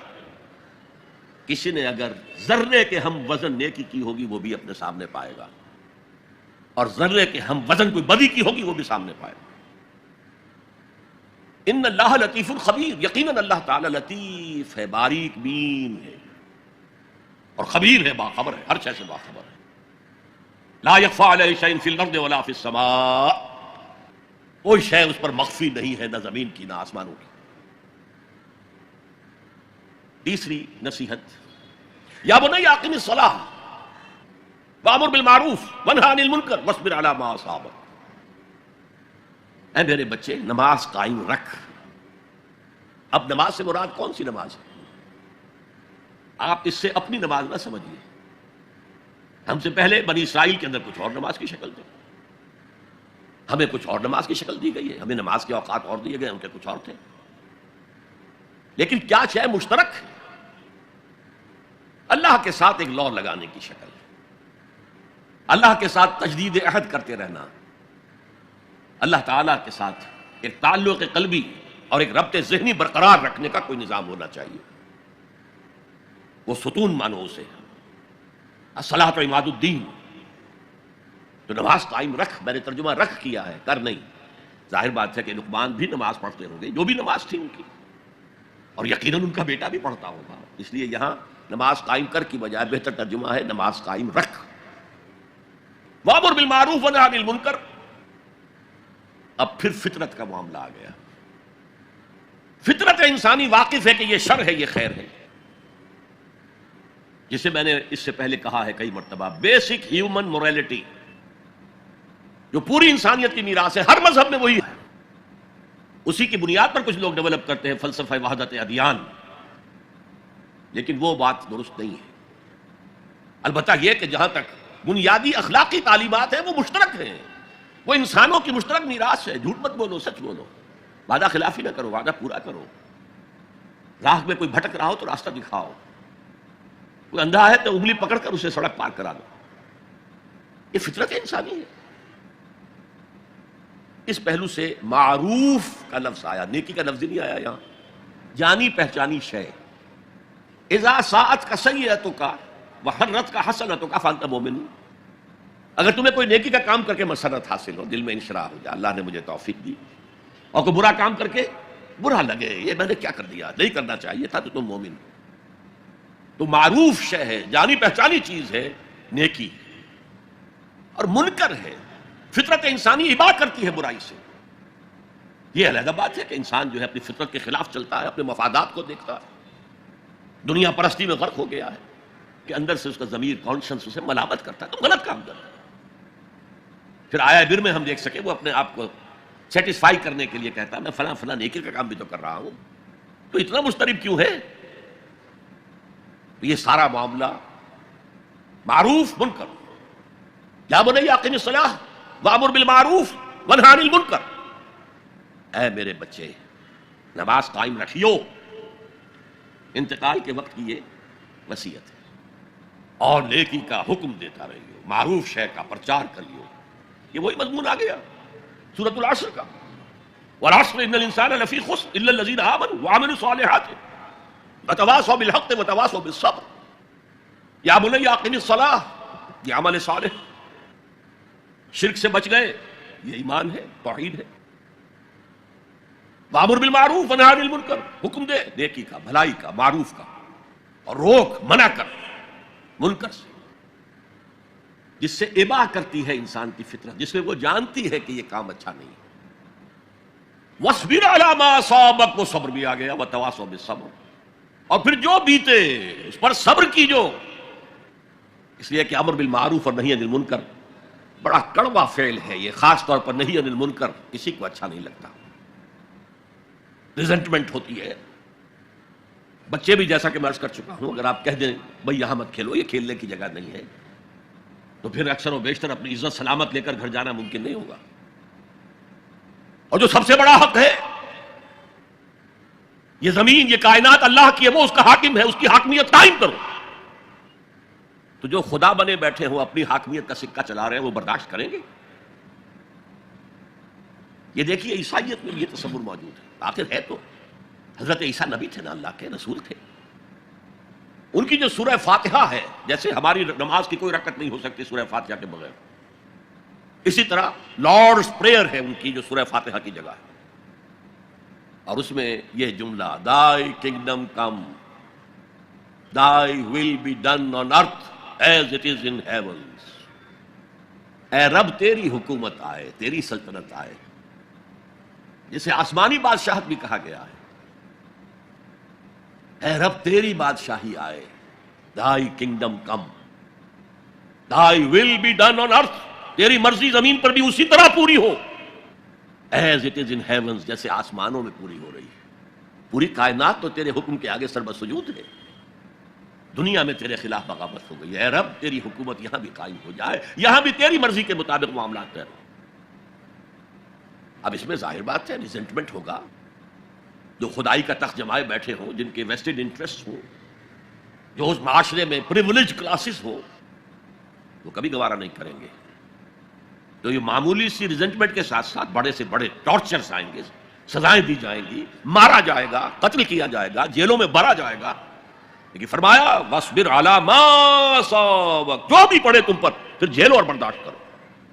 إِنَّ ذَلِكَ مِنْ عَزْمِ الْأُمُورِ، یہ بڑے عظیمت کے کاموں میں سے ہے، بڑے عزم اور ہمت کی ضرورت ہے، اس کے لیے بڑی قوی قوت ارادی کی ضرورت ہے، بہت پختہ ڈٹرمینیشن کی ضرورت ہے، یہ معمولی باتیں نہیں ہیں۔ یا بنی اقم الصلاۃ وامر بالمعروف وانہی عن المنکر واصبر علی ما اصابک ان ذلک من عزم الامور۔ اب اس کے بعد دو چیزیں عام اخلاقیات میں سے، ولا تصعر خدک للناس، اپنے گال پھلا کر نہ رکھو لوگوں کے سامنے، اس لیے کہ جو شخص اس مقام پر پہنچ گیا ہے اب اس پر شیطان کا حملہ ایک ہی ہو سکتا ہے، اور وہ یہ کہ تکبر پیدا ہو جائے، دوسرے انسانوں کو وہ حقارت سے دیکھے یہ کن گندگیوں میں پڑے ہوئے ہیں، یہ نالی کے کیڑے ہیں، نفرت پیدا ہو جائے، تکبر پیدا ہو جائے۔ سعد جو ہے ایک بیماری کا نام تھا جو کہ گردن میں اونٹ کے ہوتی تھی، جس کے اونٹ ٹیڑھی ہو جاتی تھی، تو یہ جسے آپ کہتے ہیں کج رخی، کج کلاہی، ٹوپی بھی کج رکھی ہوئی ہے، اور کوئی آپ سے بات کرتا ہے تو اس کی طرف منہ کر کے جواب نہیں دیتے، ایسے ہی جواب دے دیا۔ حضور کے بارے میں آتا ہے کہ کوئی بھی شخص اگر آپ سے بات کرتا تھا آپ پورے اس کی طرف مڑ کر اس کی بات سنتے تھے، کہ نہیں کہ بے اعتنائی کے ساتھ بس بات سننی نہیں۔ وَلَا تُصَعِّرْ خَدَّكَ لِلنَّاسِ وَلَا تَمْشِ فِي الْأَرْضِ مَرَحًا، اور زمین میں اترا کر نہ چلیو، اکڑ کر نہ چلیو۔ ان اللہ لا يحب كل مختال فخور، یقیناً اللہ کو بالکل پسند نہیں ہے، مختال بنا ہے خیل سے، اختیال، گھوڑے کی چال میں ایک تمکنت ہوتی ہے، وہ تمکنت آپ اپنی چال میں اختیار کریں گے تو وہ آپ کے غرور ذہنی کا انڈیکس ہوگا، اندر کا غرور ظاہر ہوگا کہ اس چال سے، گھوڑے کی تمکنت والی چال، وَلَا تَمْشِ فِي الْأَرْضِ مَرَحًا ان اللہ لا يحب كل مختال فخور، فخر کرنے والا، علم پر فخر ہو رہا ہے، تقوی پر فخر ہو رہا ہے، مال پر فخر ہو رہا ہے، اپنے سوشل سٹیٹس پر فخر ہو رہا ہے، اللہ کو پسند نہیں۔ وقصد فی مشیک، اپنی چال میں میانہ روی اختیار کرو، نہ بہت تیز نہ بہت آہستہ، لیکن یہ اصل میں مراد ہے پوری زندگی میں ایک میانہ روی۔ اگر کوئی تنگی ہے تو بالکل ہاتھ کھینچ نہ لو، اگر کشادگی ہو گئی ہے تو اسراف اور تبذیر سے کام مت لو، میانہ روی اختیار کرو، درمیانی راستہ، اپنی چال میں، اپنی روش میں کہہ لیجیے، اپنی روش میں میانہ روی اختیار کرو۔ وغضض من صوتک، اور اپنی آواز کو پست رکھو۔ یہاں تھوڑی سی وضاحت ضروری ہے، حدیث ہمیں یہ ملتی ہے کہ حضور جب خطبہ دیتے تھے تو الفاظ علی صوتہ، آپ کی آواز بہت بلند ہو جاتی تھی، واحمرت عیناہ، آپ کی دونوں آنکھیں سرخ ہو جاتی تھی، آپ اس طرح خطبہ دیتے تھے جیسے کوئی سپہ سالار اپنی فوج کو لڑنے پر آمادہ کر رہا۔ لہذا یہ وقت کی بات ہے۔ یہاں مراد کیا ہے؟ کسی وقت آپ کا کوئی آرگومنٹ کسی کے ساتھ ہو رہا ہے and you feel that you are losing the ground، آپ اپنی آواز بلند کر دیتے ہیں، اس کو اپنی آواز سے دبانا چاہتے ہیں، یہ نہیں۔ فرمایا مقصد فی مشیک وغضض من صوتک ان انکر الاصوات لصوت الحمیر، آواز کا بلند ہونا کوئی آواز کا حسن نہیں ہے، اگر ایسا ہوتا تو گدھے کی آواز بہت بلند ہوتی ہے لیکن کسی کو پسند آتی ہے، اور یہاں انکر کا لفظ آ گیا، وہی منکر، ناپسند ہونا، اس میں سے انکر افعل کے وزن پر، کبیر سے اکبر، صغیر سے اصغر، علیم سے اعلم۔ اب اس کا تجزیہ کیجئے ان 8 آیات میں۔ اگر تو یہ کسی نبی کے امتی ہوتے تو اس کا بھی نام لیتے، اس کا بھی اتباع کرو، سنت کو مضبوطی سے پکڑو. جیسے شیخ عبد القادر جیلانی کی وصایا ہے جو انہوں نے اپنے بیٹے کو کی، شاہ ولی اللہ دہلوی کی وصایا ہے. کسی نبی کے امتی ہوتے تو یہ کہتے، نبی ہوتے تو جو کتاب اتری ہوتی کہتے تمسک بالکتاب، دیکھنا مضبوطی سے پکڑے رکھنا کتاب. یا خذ الکتاب بقوہ وآتیناہ الحکم صبیہ، کتاب کو مضبوطی سے تھامو. اس کی کوئی یہاں تلقین نہیں ہے. اچھا، جزائے اعمال کے بارے میں تو کہا اعمال ضائع نہیں ہوں گے، انسانی اعمال نیکی کے ہوں بدی کے ہوں ان کا نتیجہ نکل کر رہے گا. لیکن یوم قیامہ، آخرت، وزن اعمال، جنت، دوزخ، جو امور صرف نبی کے ذریعے معلوم ہو سکتے ہیں ان میں سے کسی ایک کا بھی ذکر نہیں. لہذا نہ وہ کسی نبی کے امتی تھے نہ خود نبی تھے، صرف فطرت، عقل سلیم، فطرت سلیمہ کی روشنی میں جہاں تک انسان پہنچ سکتا ہے اس کو یہاں بیان کر دیا گیا. اب نوٹ کیجئے ایک نقطہ، سورہ فاتحہ جو ہماری نماز کا جزو لازم ہے اس میں یہی بات آپ کو ملے گی. ایسا شخص ہے جو پڑھ رہا ہے الحمدللہ، وہ کہہ رہا ہے حمد الحمدللہ رب العالمین، کل شکر کل ثنا اللہ کے لیے ہے جو تمام جہانوں کا رب ہے، الرحمن الرحیم مالک یوم الدین، ایاک نعبد و ایاک نستعین. اب اہدنا الصراط المستقیم جو کہہ رہا ہے وہ کاہے کے لیے کہہ رہا ہے؟ یہ کس شخص کو ریپرزینٹ کیا جا رہا ہے؟ کون ہے یہ؟ کس کی دعا یہاں نقل کی جا رہی ہے؟ یہاں قل بھی نہیں ہے، ورنہ آخر میں قل اعوذ برب الفلق قل اعوذ برب الناس وقل رب زدنی علما، یہاں تو نہیں ہے. اور یہ پورے قرآن مجید کی ام الکتاب، الفاتحہ، الشافیہ، الکافیہ، ام الکتاب. اس کا اصل مخاطب نوٹ کیجئے، قرآن مجید کا اصل مخاطب وہ سلیم الفطرت اور سلیم العقل انسان، جن کے اندر نیکی بدی کا شعور بھی موجود ہو، جو نیکی کی راہ پر چلنا چاہیں اور بدی سے بچنا چاہیں. وہ جو یہاں آیا، پھر وہ اللہ سے عہد کر کے اللہ تیری ہی بندگی کریں گے، پرستش کریں گے، تیرا شکر کا حق یہی ہے کہ تیری بندگی کریں، تیرا ہر حکم مانیں. البتہ یہ کام بہت مشکل ہے، زندگی کے ہر معاملے میں تیرا حکم ماننا آسان نہیں، لہذا تجھ ہی سے مدد چاہتے ہیں. ایاک نعبد و ایاک نستعین، جیسے کہ حضور ہر نماز کے بعد دعاؤں جو مانگتے تھے ان میں سے اللہم اعنی علی ذکرک و شکرک و حسن عبادتک، اے اللہ میری مدد فرما کہ میں تیرا ذکر کر سکوں، تیرا شکر ادا کر سکوں، کما حقک، جیسا کہ تیرا حق ہے، اور حسن عبادت کا حق ادا کر سکوں. اب وہ ہدایت جو مانگی جا رہی ہے وہ انفرادی بھی معاملات ایسے ہوتے ہیں کہ جن میں انسان گھبرا جاتا ہے کہ یہ نیکی ہے یا بدی ہے. حضور نے فرمایا الحلال بین الحرام بین وبینہما مشتبہات. یہ جو درمیان میں آدمی کھڑا ہو جاتا ہے ٹھٹک کر، اور پھر سب سے بڑھ کر نظام اجتماعی، اس تک عقل رہنمائی نہیں کر سکتی. عقل انسانی مجبور ہے کہ گھٹنے ٹیک کر اللہ سے دعا کرے اہدنا الصراط المستقیم. یہ تین ڈائمنشنز ہیں عورت اور مرد کے درمیان توازن، حقوق اور فرائض کا، سرمایہ اور محنت کے درمیان توازن، اور جو بھی حکام وقت ہوں اور عوام ان کے درمیان توازن. یہ انسان کے لیے ممکن نہیں. یہاں انسان مجبور محض ہے کہ ہاتھ جوڑ کر دعا کرے.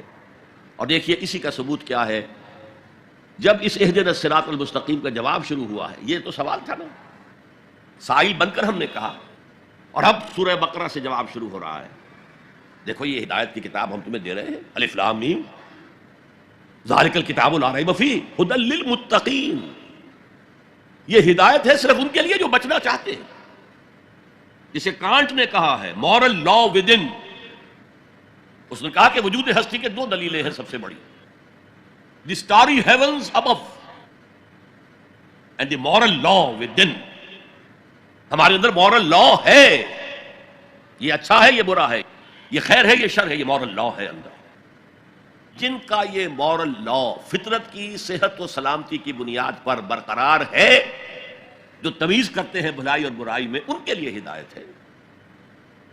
اولاً وہی آتے ہیں سلیم الفطرت لوگ، ابو بکر اور عثمان رضی اللہ تعالی عنہما، والذین تبعوہم بإحسان، پھر کچھ لوگ ان کے پیچھے پیچھے بھی آتے ہیں. ایک نمونہ دیکھ لیا، کچھ لوگ بڑھ رہے ہیں، یہ دوسرے درجے کے لوگ ہیں. قرآن مجید میں درجہ بندی بیان کی گئی ہے. السابقون الاولون من المہاجرین والانصار والذین اتبعوہم باحسان رضی اللہ عنہم ورضوا عنہ. تو یہ سابقون الاولون جو ہیں وہ سلیم الفطرت، وہ سلیم العقل انسان ہیں جو ان چیزوں تک پہنچ چکے ہیں، البتہ ابھی یقین کی دولت جو ہے حاصل نہیں ہوئی. اور یہی نقشہ کھینچا گیا ہے حضور کا، وَوَجَدَكَ ضَالًّا فَهَدَىٰ. ضال کا ترجمہ جو ہے گمراہ بھی کر دیا جاتا ہے. ضال اسے بھی کہتے ہیں کہ کوئی شخص کسی کے عشق میں دیوانہ ہو جائے، اور ضال وہ بھی ہے جو ابھی حق کی تلاش میں سرگرداں ہے. تو جو غور و فکر غار حرا میں ہو رہا تھا، حدیث میں آتا ہے تحنسو یتحنسو فی، جا کر آپ وہاں عبادت کرتے تھے. تو وہ عبادت کیا تھی؟ کان صفت تعبدہ فی غار حرا تفکر والاعتبار. غار حرا میں آپ کی عبادت کی صفت کیا تھی؟ غور و فکر کہ کائنات کیا ہے. وہی جو سے فلسفی، جن کوسچن سے فلسفی ڈریپل کر رہا ہوتا ہے، دو ہاتھ کر رہا ہوتا ہے، وہی حضور اس سارے فکر کے مراحل سے گزرے ہیں اور قریب پہنچ گئے ہیں. تو دروازے پر دستک دی ہے، دروازہ کھلا ہے. وَوَجَدَكَ ضَالًّا فَهَدَىٰ، پردے اٹھا دیے اور ہدایت دے دی. اچھا، یہ تو آپ کے سامنے تعلق جو ہے ایمان کا عقل و فطرت کے ساتھ میں سمجھتا ہوں کہ کسی نہ کسی درجے میں واضح ہو. اب میں آپ کو اس کا سنتھسس بتاتا ہوں. یہ عقل و فطرت جو ہے اللہ کو پہچاننا کلیتاً فطرت پر مبنی ہے. انسان کی فطرت میں، اس کی روح میں اللہ کی معرفت، اللہ کی محبت موجود ہے. اس پر ظہور کے پردے پڑ گئے ہیں. تم ادھر متوجہ ہی نہیں ہوتے. تم نے کبھی اپنے قلب کی گہرائیوں میں اتر کر دیکھا ہی نہیں. تم تو باہر کی دنیا میں مگن ہو، مادی دنیا میں لگے ہوئے. کچھ تو بقول شاہ ولی اللہ وہ حیوانیت کی سطح پر آ جاتے ہیں بیچارے. صبح سے شام تک کی کمر توڑ دینے والی محنت کے بعد بھی ان کی بنیادی ضرورتیں زندگی کی پوری نہیں ہوتی. وہ کیا کسی سے لو لگائیں گے، کیا خدا کو یاد کریں گے. کاد الفقر ان یکون کفرا، یہ فقر اور احتیاج اور مفلسی تو انسان کو کفر تک پہنچا دیتا. حضور کی حدیث. تو تم ادھر متوجہ ہو، ہماری طرف متوجہ نہیں ہوتے. حضرت ابراہیم کا قول کیا تھا؟ انی وجہت وجہی للذی فطر السماوات والارض حنیفا وما انا من المشرکین. اور یہ نماز کا افتتاح بھی ہے. انی وجہت وجہی، میں نے اپنا رخ سیدھا کر لیا ہے اللہ کی طرف، حنیف یکسو ہو کر، دائیں بائیں کوئی میری توجہ نہیں جا رہی. یہ ہے در حقیقت اس عبادت کا تقاضا، جو کہ شکر کا لازمی نتیجہ. اب اس کا سنتھیسس دیکھیے. میں نے کہا کہ سب سے پہلے ایمان باللہ وہ کلیتاً فطرت پر ہے. اسی لیے کانٹ نے یہ ثابت کیا، ایک کریٹیک آف پیور ریزن، اس کی کتاب جس نے ہنگامہ پیدا کر دیا تھا پورے یورپ میں. اس وقت تک کرسچینٹی ڈومیننٹ تھی اور مذہب ایک اہم عنصر تھا انسانی زندگی کا. اس نے کہا اللہ کے وجود کے لیے جتنے منطقی دلیلیں دی گئی ہیں سب غلط ہیں، میں سب کو کاٹ کر دکھاتا ہوں. جیسے ہم کہتے ہیں لوہے کو لوہا کاٹتا ہے، منطق نے منطق کو کاٹ دیا. There is no logical reason to prove the existence of God. A critique of pure reason. میں نے کہا تھا پیور ریزن، عقل خالص جو فطرت سے رہنمائی نہیں لے رہی. وہ فلسفہ جو ہے اس کی منزل کیا ہے؟ ایگنوسٹسزم یا اسکیپٹسزم، لاعدریت یا ارتیابیت. پھر اس نے ایک کتاب لکھی بعد میں، کریٹیک آف پریکٹیکل ریزن. اس نے کہا کہ عملی طور پر انسان اخلاق حسنہ اختیار کر ہی نہیں سکتا جب تک کہ خدا کو نہ مانے. یہ نیسیسٹی ہے انسان کو کہ مانے. علامہ اقبال نے اس کو تسلیم کیا ہے، کانٹ کے اس دعوے کو. وہ ان کی کتاب ہے reconstruction of religious thought in Islam, کہ کوئی منطقی دلیل خدا کے وجود کو ثابت نہیں کر سکتی. متکلمین نے کوششیں کی ہیں لیکن دلیل کو کاٹ دیتی ہے، منطق کا توڑ کر دیتی ہے. وہ صرف قرآن نے لفظ آیت استعمال کیا جو میں نے بیان کیا تھا. اس کائنات میں ہر شے اللہ کی نشانی ہے. جیسے آپ کو اپنے کسی دوست کی دی ہوئی کوئی شے دیکھتے ہی دوست یاد آ جاتا ہے، ایسے ہی آفاق و انفس میں اللہ کی نشانیاں ہیں. تمہارے اندر بھی اللہ کی نشانیاں ہیں. ذرا توجہ تو کرو، آفاق کو دیکھو، کھول آنکھ، فلک دیکھ، زمین دیکھ، فضا دیکھ. افلا ينظرون الى الابل كيف خلقت والى السماء كيف رفعت والى الجبال كيف نصبت والى الارض كيف سطحت فذكر انما انت مذکر. کیا یہ دیکھتے نہیں، غور نہیں کرتے اونٹ کو کیسے پیدا کیا گیا، کتنا اپنے ماحول کے ساتھ مناسبت رکھتا ہے، 7 دن نہ کچھ کھانے کو ملے نہ پینے کو ملے، اسے کوئی پرواہ نہیں. اس صحرا لقدر صحرا کا جہاز، وہ دیکھتے نہیں آسمان کیسے بلند کر دیا گیا، دیکھتے نہیں پہاڑ کیسے گاڑ دیے گئے، دیکھتے نہیں زمین کیسے پھیلا دی گئی. اے نبی آپ یاد دہانی کرائیے، یہ نشانیوں کی طرف متوجہ کر دیجئے. آپ سوائے یاد دہانی کرانے والے کے اور کچھ نہیں ہے. آپ کے ہاتھ میں اختیار نہیں ہے کہ آپ اللہ کو منوا لیں. یہ تو تمہارے اندر سے، فطرت سے ابھر کر گواہی آئے گی. اب دیکھیے اس کے لیے آیت، جسے میں یہ قرآن مجید کی طویل آیات میں سے، جیسے آیت البر ہم نے پڑھی تھی، ان فی خلق السماوات والارض واختلاف اللیل والنہار والفلک التی تجری فی البحر بما ينفع الناس وما انزل اللہ من السماء من ماء فاحیا به الارض من بعد موتها وبث فیہا من کل دابۃ وتصریف الریاح والسحاب المسخر بین السماء والارض لآیات لقوم یعقلون. یقیناً آسمان اور زمین کی تخلیق میں، رات اور دن کے الٹ پھیر میں، اس کشتی یا جہاز میں کہ جو ایسا سامان لے کر چل رہی ہوتی ہے جو لوگوں کو نفع پہنچاتی ہے، اور وہ جو اللہ نے آسمان میں سے پانی اتارا اور اس سے زمین کو اس کی موت کے بعد زندہ کر دیا اور زمین میں پھیلا دی ہر طرح کے جاندار، اور یہ ہواؤں کا چلنا اور یہ بادل جو مسخر ہے زمین و آسمان کے مابین، ان میں سے ہر ایک نشانی ہے، پہچانو. کیا مطلب؟ تم نے کسی مصور کی تصویر دیکھی، تعریف تصویر کی کرتے ہو یا مصور کی کرتے ہو؟ مصور کا کمال ہے، تصویر میں کیا ہے؟ ہاں وہ اپنے منہ سے بول رہی ہے، اپنی زبان حال سے اپنے بنانے اپنے مصور کی تعریف کر رہی ہے. تو کائنات کا ذرہ ذرہ اللہ تعالیٰ کی نشانیوں پر ہے. شیخ سعدی نے کہا، بڑا پیارا شعر ہے، برگ درختان سبز در نظر ہوشیار ہر ورق دفترست از معرفت کردگار. یہ جو سبز درختوں کے پتے ہیں، ایک نگاہ ہوشیار جو کہ ان کی حقیقت کو پہچان سکے، اس کے نزدیک ہر پتا معرفت کردگار کا ایک بہت بڑا دفتر ہے. اور آج ہمیں معلوم ہے ہر پتا ایک فیکٹری ہے، فوٹو سنتھسس کا عمل اس میں ہو رہا ہے، سورج کی انرجی کو جذب کیا جا رہا ہے. برگ درختان سبز در نظر ہوشیار ہر ورق دفترست از معرفت کردگار. وہ جو آیت میں نے آپ کو سنائی اسے میں نے نام دیا ہے آیت الآیات. اتنی آفاقی آیات کسی اور آیت میں جمع نہیں کی گئی جتنا بڑا گلدستہ گیا. ان فی خلق السماوات والارض واختلاف اللیل والنہار والفلک التی تجری فی البحر بما ينفع الناس وما انزل اللہ من السماء من ماء فاحیا به الارض بعد موتها وبث فیہا من کل دابۃ وتصریف الریاح والسحاب المسخر بین السماء والارض لآیات لقوم یعقلون. دوسری طرف تمہارے اندر بھی ہے، سنوریہم آیاتنا فی الآفاق وفی انفسہم. بے دل نے خوب کہا تھا، یہ چوٹی کے شعراء میں سے رہے ہندوستان کے، یہاں تک کہ غالب کو کہنا پڑا کہ طرز بے دل میں ریختہ لکھنا اسد اللہ خان قیامت ہے. آسان نہیں ہے طرز بے دل میں اردو میں شاعری کرنا، وہ فارسی کے شاعر تھے. ستمست گر ہوست کشد کے بسیر سرگ و سمندرا تجھے غنچہ کم نہ دمیدئی در دل کشا بچمن درا.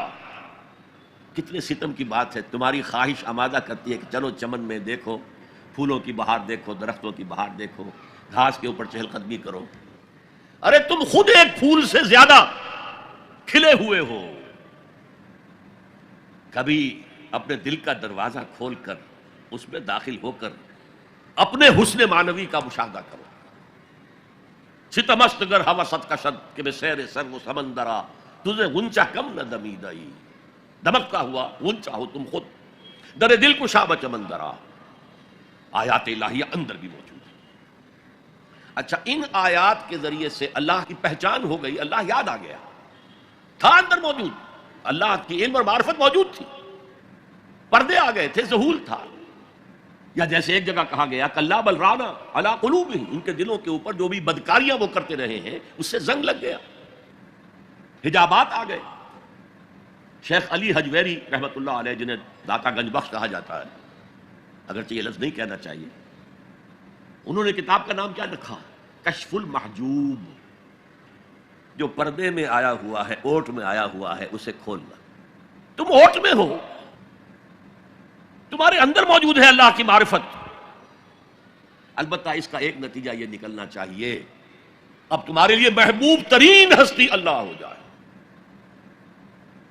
چنانچہ اسی اگلی آیت جو ہے اس پورے تصور کو، وَمِنَ النَّاسِ مَن يَتَّخِذُ مِن دُونِ اللَّهِ أَندَادًا يُحِبُّونَهُمْ كَحُبِّ اللَّهِ، لوگوں میں وہ بھی ہیں جو اللہ کے سوا کوئی مد مقابل گھڑ لیتے ہیں، پکڑ لیتے ہیں، اور ان سے وہ محبت کرنے لگتے ہیں جو اللہ سے کرنی چاہیے۔ اپنے نفسی کو معبود بنایا ہوا ہے، دولت کو معبود بنایا ہوا ہے، دولت پرست، سرپرست، نفس پرست، وطن کو معبود بنا لیا ہے، وطن پرست، قوم کو معبود بنا لیا ہے، قوم پرست، بہت چھلانگ لگائی تو انسان پرست یا انسان دوست، ہیومنزم، اور اس کو پوج رہے ہیں، اس کے لیے بھاگ دوڑ کر رہے ہیں۔ وَمِنَ النَّاسِ مَن يَتَّخِذُ مِن دُونِ اللَّهِ أَندَادًا يُحِبُّونَهُمْ كَحُبِّ اللَّهِ وَالَّذِينَ آمَنُوا أَشَدُّ حُبًّا لِلَّهِ، جو اللہ کو مان لیتے ہیں اور پہچان لیتے ہیں، ان کی شدید ترین محبت اللہ کے ساتھ ہوتی ہے۔ یہ پہلا ہے ایمانیات کے ضمن میں، فطرت کی بنیاد پر اللہ کا پہچاننا، عقل کی بنیاد پر پہچاننا، وہ ہر شے پر قادر ہے، ہر شے کا جاننے والا ہے، اس کی حکمت کامل ہے، اس کائنات کو دیکھو اور پہچانو، اس کی قوت میں کہیں کوئی کمی نظر آتی ہے، اس کی حکمت میں کوئی کمی نظر آتی ہے، کوئی شے تم کر سکتے ہو پوائنٹ آؤٹ کہ یہ کام یوں نہ ہوتا، یوں ہوتا تو بہتر ہوتا، یہ عقل پھر پہچانتی ہے، لیکن اس کی ایگزسٹنس کے لیے یہ صرف ہماری اندرونی شہادت ہے۔ اب آگے چلیے، اس سے اگلا قدم ہے ایمان بالآخرہ۔ عجیب بات ہے یہ کہ یہ جو میں نے آیت الآیات آپ کو سنائی، یہ سورہ بقرہ کے 20ویں رکوع کی پہلی آیت ہے۔ دوسری آیت وہ ہے وَمِنَ النَّاسِ مَن يَتَّخِذُ مِن دُونِ اللَّهِ أَندَادًا يُحِبُّونَهُمْ كَحُبِّ اللَّهِ وَالَّذِينَ آمَنُوا أَشَدُّ حُبًّا لِلَّهِ۔ سورہ آل عمران سورہ بقرہ کا جوڑا ہے، اس کے بھی 20ویں رکوع کی آیت یہی ہے، لیکن مختصر، طویل تو آ چکی ہے بات وہاں، اب یہاں وہ مختصر، ان فی خلق السماوات والارض واختلاف اللیل والنہار لآیات لأولی الالباب، یقیناً آسمان اور زمین کی تخلیق میں اور رات اور دن کے الٹ پھیر میں نشانیاں ہیں اولو الالباب، عقل مندوں کے لیے۔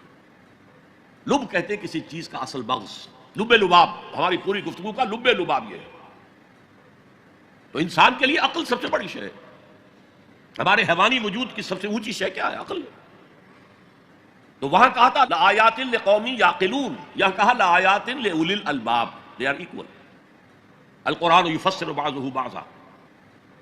اگلی آیت دیکھیے، اگلا قدم، اللہ کو پہچاننے کے بعد اس کو یاد رکھو، مستحضر رکھو، اور حقیقت زندگی، حقیقت انسان، اس کی الجھی ہوئی ڈور کو سلجھانے کی کوشش کرو، مزید تفکر کرو، غور کرو آسمانوں اور زمین کی تخلیق میں۔ الذین یذکرون اللہ قیاما وقعودا وعلی جنوبہم ویتفکرون فی خلق السماوات والارض ربنا ما خلقت ھذا باطلا، یہ عقل ہے۔ وہ لوگ جو اللہ کو یاد رکھتے ہیں، بیٹھے ہوئے بھی، کھڑے ہوئے بھی، لیٹے ہوئے بھی، ہر حال، اسی کو کہتے ہیں ذکر کثیر، واذکروا اللہ کثیرا لعلکم تفلحون۔ اللہ ذہن میں رہے، موجود رہے، مزید اس گتھی کو سلجھاؤ، کیونکہ ڈور تمہارے ڈور کا سرا ہاتھ میں آ گیا ہے۔ الجھی ہوئی ڈور کا سرا ہاتھ میں نہ آئے تو وہ سلجھے گی نہیں، ایک سرا ہاتھ میں آ گیا تو اب آپ اس کو سلجھا لیں گے۔ وہ پہلا سرا ہاتھ میں آ گیا، اللہ۔ اب اس اللہ کو ذہن میں مستحضر رکھتے ہوئے یتفکرون فی خلق السماوات والارض، آسمانوں اور زمین کی تخلیق میں وہ تفکر کرتے ہیں، غور کرتے ہیں، اور سوچ بچار کرتے ہیں، گہرائی میں اترتے ہیں، تو ایک حقیقت ان پر منکشف ہوتی ہے، ربنا ما خلقت ھذا باطلا سبحانک فقنا عذاب النار۔ اے اللہ، تو نے یہ سب کچھ بیکار اور بے مقصد پیدا نہیں کیا ہے، ہر شے میں حکمت ہے، ہر شے با مقصد ہے۔ سبحانک، تو پاک ہے اس سے کہ کوئی بے مقصد شے پیدا کرے یا کوئی بے مقصد کام کرے۔ بے مقصد کام کرنے والوں کو آپ کہیں گے پاگل ہیں. ربنا ما خلقت ھذا باطلا. ایک اور جگہ آیا ہے عبسا، تو نے یہ عبس پیدا نہیں کیا ہے، بیکار پیدا نہیں کیا ہے، بے مقصد پیدا نہیں کیا. ہر شے نتیجہ خیز ہے، ہر شے کے نتائج نکلتے ہیں. گھاس کا تنکا بھی بغیر حکمت کے نہیں ہے. تو آپ غور کریں اس کائنات میں اس کا رول کیا ہے، گھاس کے تنکے کا بھی رول ہے. سبحانک فقنا عذاب اللہ، اس سے ان کا ذہن منتقل ہوتا ہے آخرت کی طرف اور آخرت کے عذاب کی طرف. کیوں، کیسے؟ اب یہاں فطرت اور عقل کا پھر امتزاج آپ دیکھیں گے. عقل نے فیصلہ کیا یہاں کوئی شے بے مقصد نہیں، نتیجہ خیز ہے. فطرت کہتی ہے نیکی نیکی ہے، بدی بدی ہے، اور ہونا تو یہ چاہیے کہ نیکی کا صلہ نیک ملے، اچھا ملے، بدی کا صلہ برا ملے. عقل کہتی ہے. لیکن دنیا میں ہم دیکھتے ہیں کہ نیکوکار حلال کھانے والے بمشکل سوکھی روٹی کھا سکتے ہیں. استثناءات ہیں لیکن عام معاملہ تو یہی.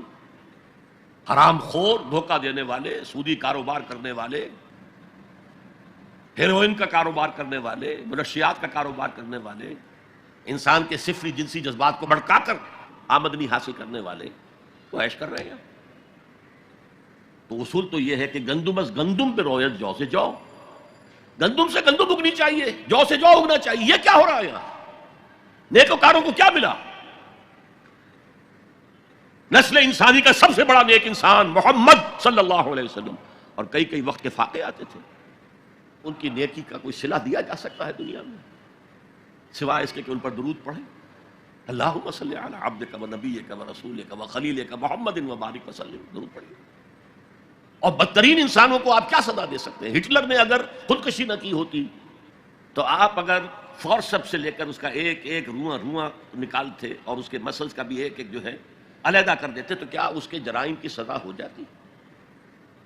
کروڑوں انسان قتل ہوئے، لاکھوں نہیں. پورا یورپ برباد ہوا ہے، تباہ ہوا. خود اس کا ملک جو ہے وہ سب سے زیادہ تباہی کا جو ہے وہ نشانہ بنا. تو دنیا میں ہم نے جزا و سزا کا کچھ نظام قائم کیا ہے، لیکن یہاں نہ جزا اتنی دی جا سکتی ہے جتنا کہ کوئی شخص مستحق ہے. اس نے پوری زندگی اسی میں لگائی کہ خیر کا پرچار کیا اور بدی سے روکا لوگوں کو. یہی اپنا وقت، صلاحیت وہ پیسہ کمانے میں خرچ کر سکتا تھا، اس نے لگا دیا اپنے آپ کو. کون اسے صلہ دے گا یہاں؟ اور کیا صلہ ہوگا اس کا؟ اور جن لوگوں نے لوگوں کو گمراہ کیا، شیطان کے چیلے بن گئے، ہزاروں لاکھوں انسانوں کو گمراہی کی طرف دھکیل دیا، ان کو یہاں کیا سزا دی جا سکتی ہے؟ لہذا ثابت ہوا یہ دنیا نامکمل ہے. ایک دنیا، ایک عالم اور ہونا چاہیے، اور وہ ابدی ہونا چاہیے تاکہ پوری پوری بھرپور سزا ملے اور پورا پورا بھرپور اجر دیا جا سکے. یہ ہے منطق اور عقل کا تقاضا. خیر و شر یہ فطرت ہے، فطرت. خیر خیر ہے، شر شر ہے.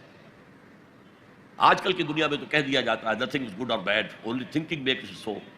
نہیں، نیکی نیکی ہے، بدی بدی ہے، اور انسان فطری طور پر جانتا ہے یہ نیکی ہے، یہ بدی ہے. یہ مورل لا ہے. میں نے کانٹ کا حوالہ دیا، دی مورل لا ود ان، ہمارے اندر ہے.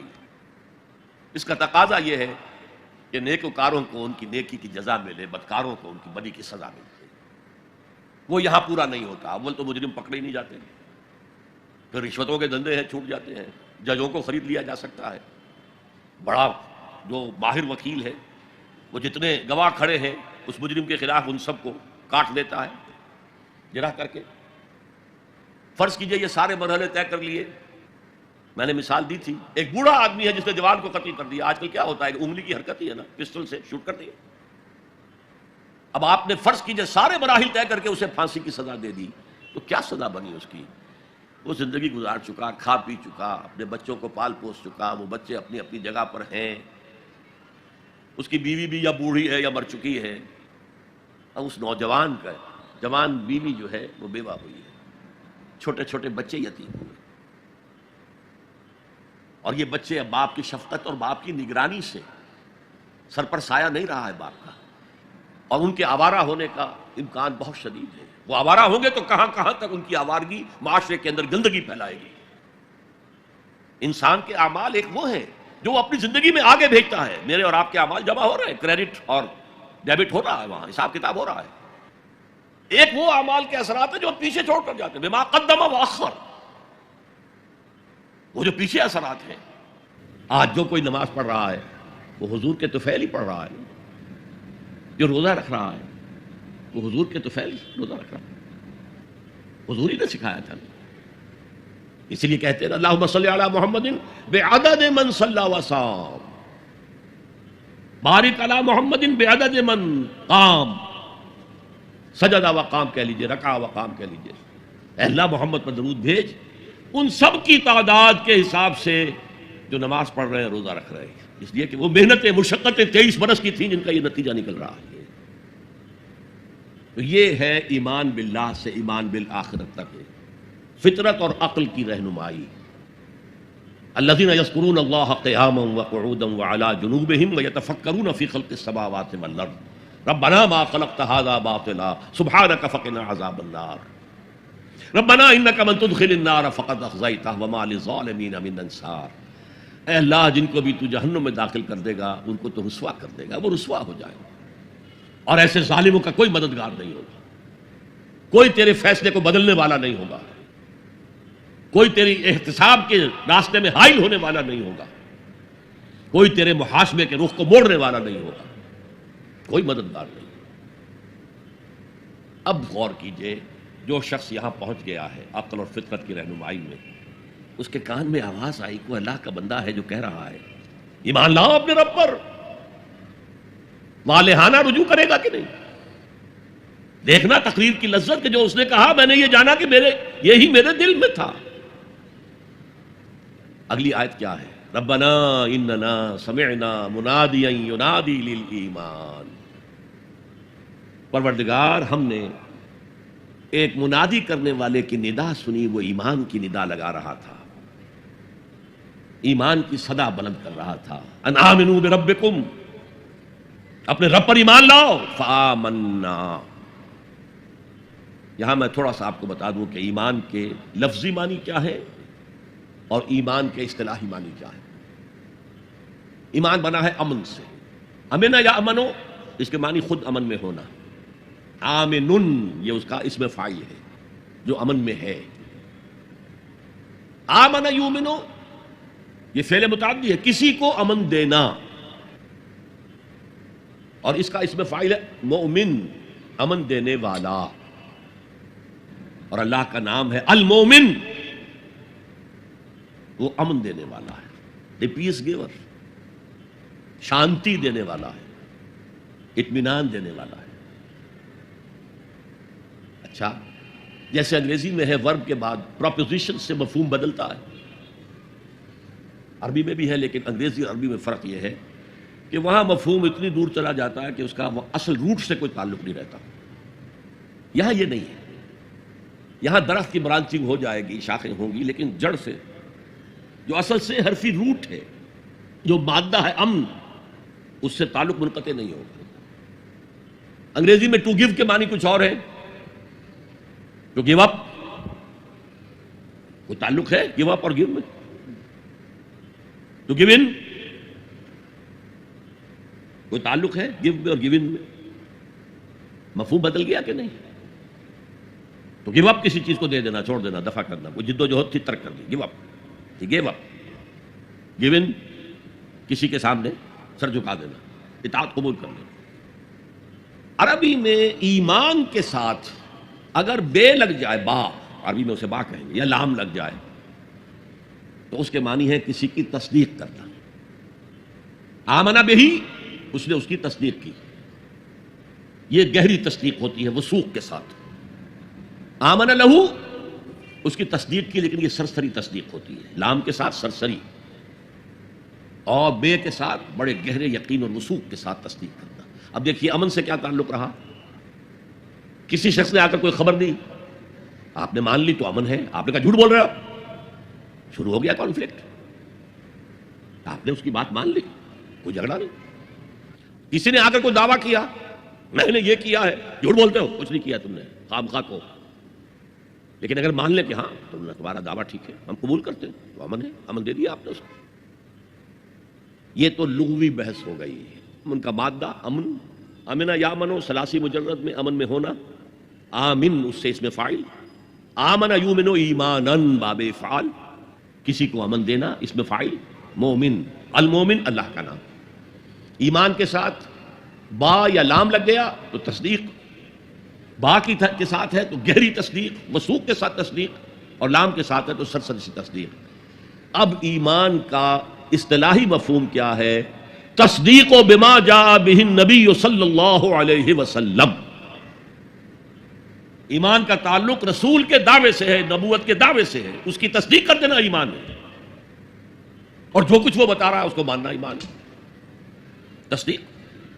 تصدیق بما جاء بہ النبی صلی اللہ علیہ وسلم، یہ تصدیق ہے. جو خبریں بھی وہ دے رہے ہیں صحیح ہے، وہ عالم آخرہ کی خبریں دے رہے ہیں، وہ عالم برزخ کی خبریں دے رہے ہیں، وہ اور خبریں دے رہے ہیں، آئندہ کی پیشن گوئیاں کر رہے ہیں، آئندہ کے حالات کی، سب کی تصدیق.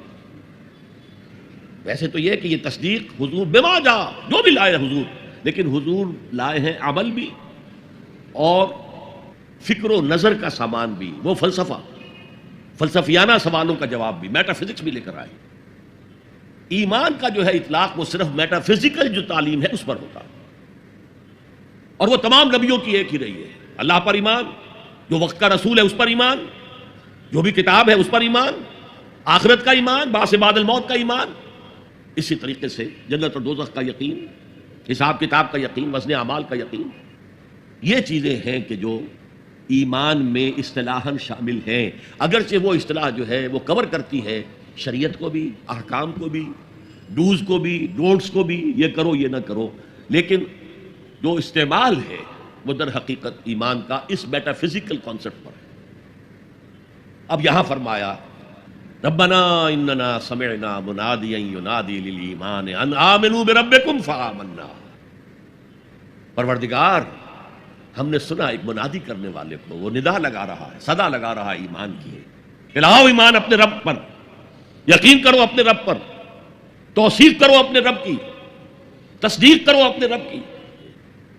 فآمنا، تو ہم ایمان لے آئے. ربنا فاغفر لنا ذنوبنا، تو رب ہمارے گناہوں کو بخش دے. اب تک ہم غفلت میں تھے، جو کوتاہیاں سرزد ہوئی ہیں، جو خطائیں ہوئی ہیں، معاف فرما.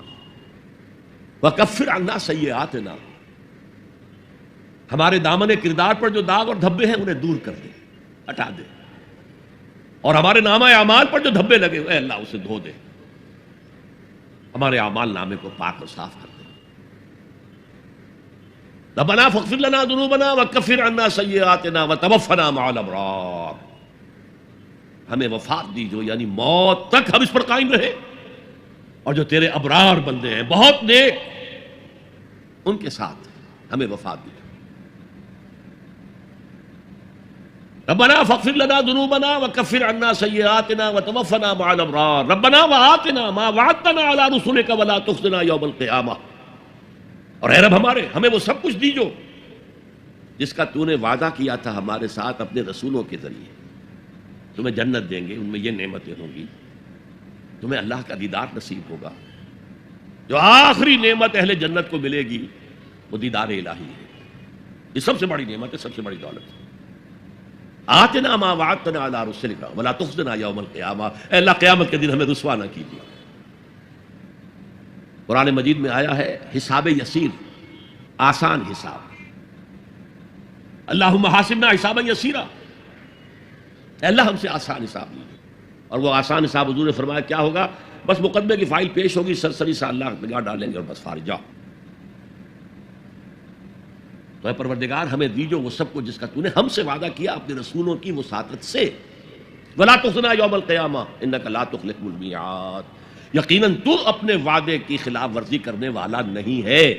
ہمیں اندیشہ ہے کہ ہم ان وعدوں کا مصداق بن سکیں گے کہ نہیں. تو اپنے وعدے کے خلاف کرنے والا نہیں ہے، لیکن یہ کہ ان وعدوں کا مصداق بننا، ان وعدوں کا مستحق قرار پانا جو ہے، ہمیں اگر شک ہے تو اس میں ہے. انک لا تخلف المیعاد. ہمیں کوئی اندیشہ نہیں ہے کہ تو اپنے وعدے سے پھر جائے. اب جو لوگ اس طریقے سے سلیم الفطرت سلیم العقل انسان،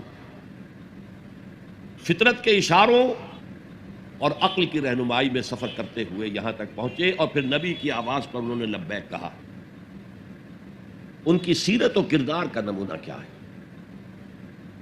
یہ لوگ وہ نہیں ہو سکتے جو ایمان لانے کے بعد گھروں میں بیٹھ رہے ہیں. ان میں آگ بھر گئی ہے. اب وہ اللہ کے دین کے لیے اس دعوت کو پھیلانے کے لیے تن من دھن لگا رہے ہیں. لہذا اس دعا کا جو جواب یہ بڑی عظیم دعاؤں میں سے ہے. اور سورہ بقرہ اور سورہ آل عمران کے جوڑے ہونے کی ایک علامت یہ بھی ہے، جیسے دونوں کا آغاز الف لام میم سے ہوتا ہے، دونوں کے شروع میں قرآن کی عظمت کا بیان ہے، دونوں کے اختتام پر عظیم دعائیں ہیں. ربنا لا تؤاخذنا ان نسینا او اخطانا، بڑی لمبی دعا ہے. یہاں پر بھی یہ 3 آیتیں ہیں، لیکن فرمایا فاستجاب لهم ربهم، ان کے رب نے ان کی دعا قبول کر لی. انی لا اضیع عمل عامل منکم،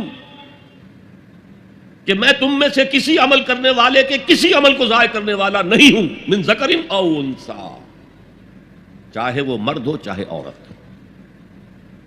یہاں یہ مساوات مرد و زن کا جو قرآنی نظریہ اس کو سمجھ لیجیے. بحیثیت یہ انسان دونوں برابر ہیں، شرف انسانیت میں برابر کے شریک ہیں. مرد اونچا نہیں، افضل نہیں، عورت نیچی نہیں، گھٹیا نہیں. اخلاقی میدان میں دونوں برابر ہیں. جو میں نے انگریزی کی نظم سنائی تھی، no mysteries here, no special boon for the high and not for the low. نہیں، charities that soothe and bless and heal are scattered over the men like flowers. برابر، روحانی ترقی میں برابر ہے، صدیقیت میں برابر ہے. صرف نبوت عورت کو نہیں ملتی، اس لیے کہ نبوت کا فرض ادا کرنا بہت کٹھن ہے. جو معاشرے کی طرف سے مشرکانہ اور کافرانہ ماحول کی طرف سے جو پھر پریشر آتا ہے، جو پرسیکیوشن ہوتی ہے، جو ٹارچر ہوتا ہے، عورتوں کے لیے اس کا برداشت کرنا آسان نہیں. لیکن پھر بھی صحابیات نے اس کی مثالیں قائم کی ہیں. تاہم نبوت کی ذمہ داری، بھاری ذمہ داری، جس کو خود اللہ نے فرمایا انا سنلقی علیک قولا ثقیلا، اے نبی ہم آپ پر ایک بہت بھاری بات ڈالنے والے ہیں، بہت بھاری. ان تمام اعتبارات سے مرد اور عورت میں کوئی فرق نہیں. من ذکر او انثی، جو نیکی عورت کمائے گی اس کے لیے ہے، جو غلطی کرے گی، خطا کرے گی، گناہ کرے گی، اس کا وبال اس پر ہے. جو نیکی مرد کمائے گا وہ اس کے لیے ہے، جو غلط کام کرے گا اس کا وبال اسی پر ہوگا. من ذکر او انثی. اور یہاں بڑا پیارا لفظ آیا ہے بعضکم من بعض. تمہیں فرق کیسے ہو سکتا ہے؟ تم ایک دوسرے میں سے ہو. ایک ہی باپ کے نطفے سے تو بیٹا بھی ہے، بیٹی بھی ہے، اور ایک ہی ماں کے رحم میں تو پرورش پائی ہے، بیٹے نے بھی اور بیٹی نے بھی. اونچ نیچ کیسے ہو جائے گی؟ ان سطحوں پر قرآن سب سے زیادہ مدعی ہے مساوات مرد و زن کا. لیکن ذمہ داریاں معاشرے میں کیا ہوں گی، دونوں کا دائرہ کار کیا ہوگا، ان کی جسمانی ساخت، ان کی نفسیاتی ساخت کے اعتبار سے ان کے فرائض، یہ چیزیں، اور خاص طور پر جو معاشرے کی یونٹ ہے، معاشرے کی اینٹ ہے، فصیل بنی ہوئی ہے اینٹوں سے. اینٹیں کمزور ہوں گی تو فصیل کمزور ہوگی. تو یہ جو ایک اینٹ ہے، ایک فیملی ہے، اس فیملی کے ادارے کو مستحکم رکھنے کے لیے اس کا head of the state, head of the institution ایک ہی ہوگا، اور وہ مرد ہے، عورت نہیں ہوگی. ایک مرد اور ایک عورت when they enter into agreement of marriage، یہاں پر عورت کا کام ہوگا شوہر کی تابع داری کرنا. میں تو حیران ہوا تھا جب میں نے اخبار میں پڑھا، جب سارا فرگوسن اور پرنس اینڈریو کی شادی ہونے والی تھی، اور یہ سارا فرگوسن جو تھی بڑی نٹ کھٹ قسم کی عورت تھی، لڑکی تو کیا تھی، وہ عورت تھی. اس کا ایک انٹرویو آیا تھا شادی سے پہلے. I am not going to say, I am not that timid type of woman. I am not going to say I will obey him. اس سے معلوم ہوا کہ عیسائیوں کی شادی میں وہاں تو معاملہ پردے کا نہیں ہے، لڑکا لڑکی دونوں سامنے کھڑے، پادری کے سامنے ایجاب و قبول دونوں کا اعلان ہو رہا، اور وہاں کہنا پڑتا ہے اسے I will obey him، میں اس کی اطاعت کروں. قرآن بھی کہتا ہے الرجال قوامون علی النساء، مرد حاکم ہیں عورتوں پر. فالصالحات قانتات، تو نیک عورتیں وہ ہیں جو اطاعت کرنے والی ہیں. بہرحال یہ بعضکم من بعض سے میں نے آپ کے سامنے رکھا کہ کوئی اونچ نیچ بنیادی نہیں ہے، وہ انتظامی اونچ نیچ ہے. تمام انسان برابر ہے، لیکن دفتر میں ایک آفیسر ہے، ایک چپڑاسی ہے. As human beings they are equal, as citizens of state they are equal. ایک ہی ووٹ افسر کا بھی ہے، ایک ہی ووٹ چپراسی کا بھی ہے، لیکن وہاں دفتر میں افسر افسر ہے، چپراسی چپراسی ہے۔ اچھا، اب آ رہا ہے وہ نقشہ ایک کردار کا، جو صدیقین کی صفت کے لوگ ہوتے ہیں، جو اس طرح والہانہ لبیک کہتے ہیں نبیوں کی دعوت پر، ان کا کردار کیا ہوتا ہے؟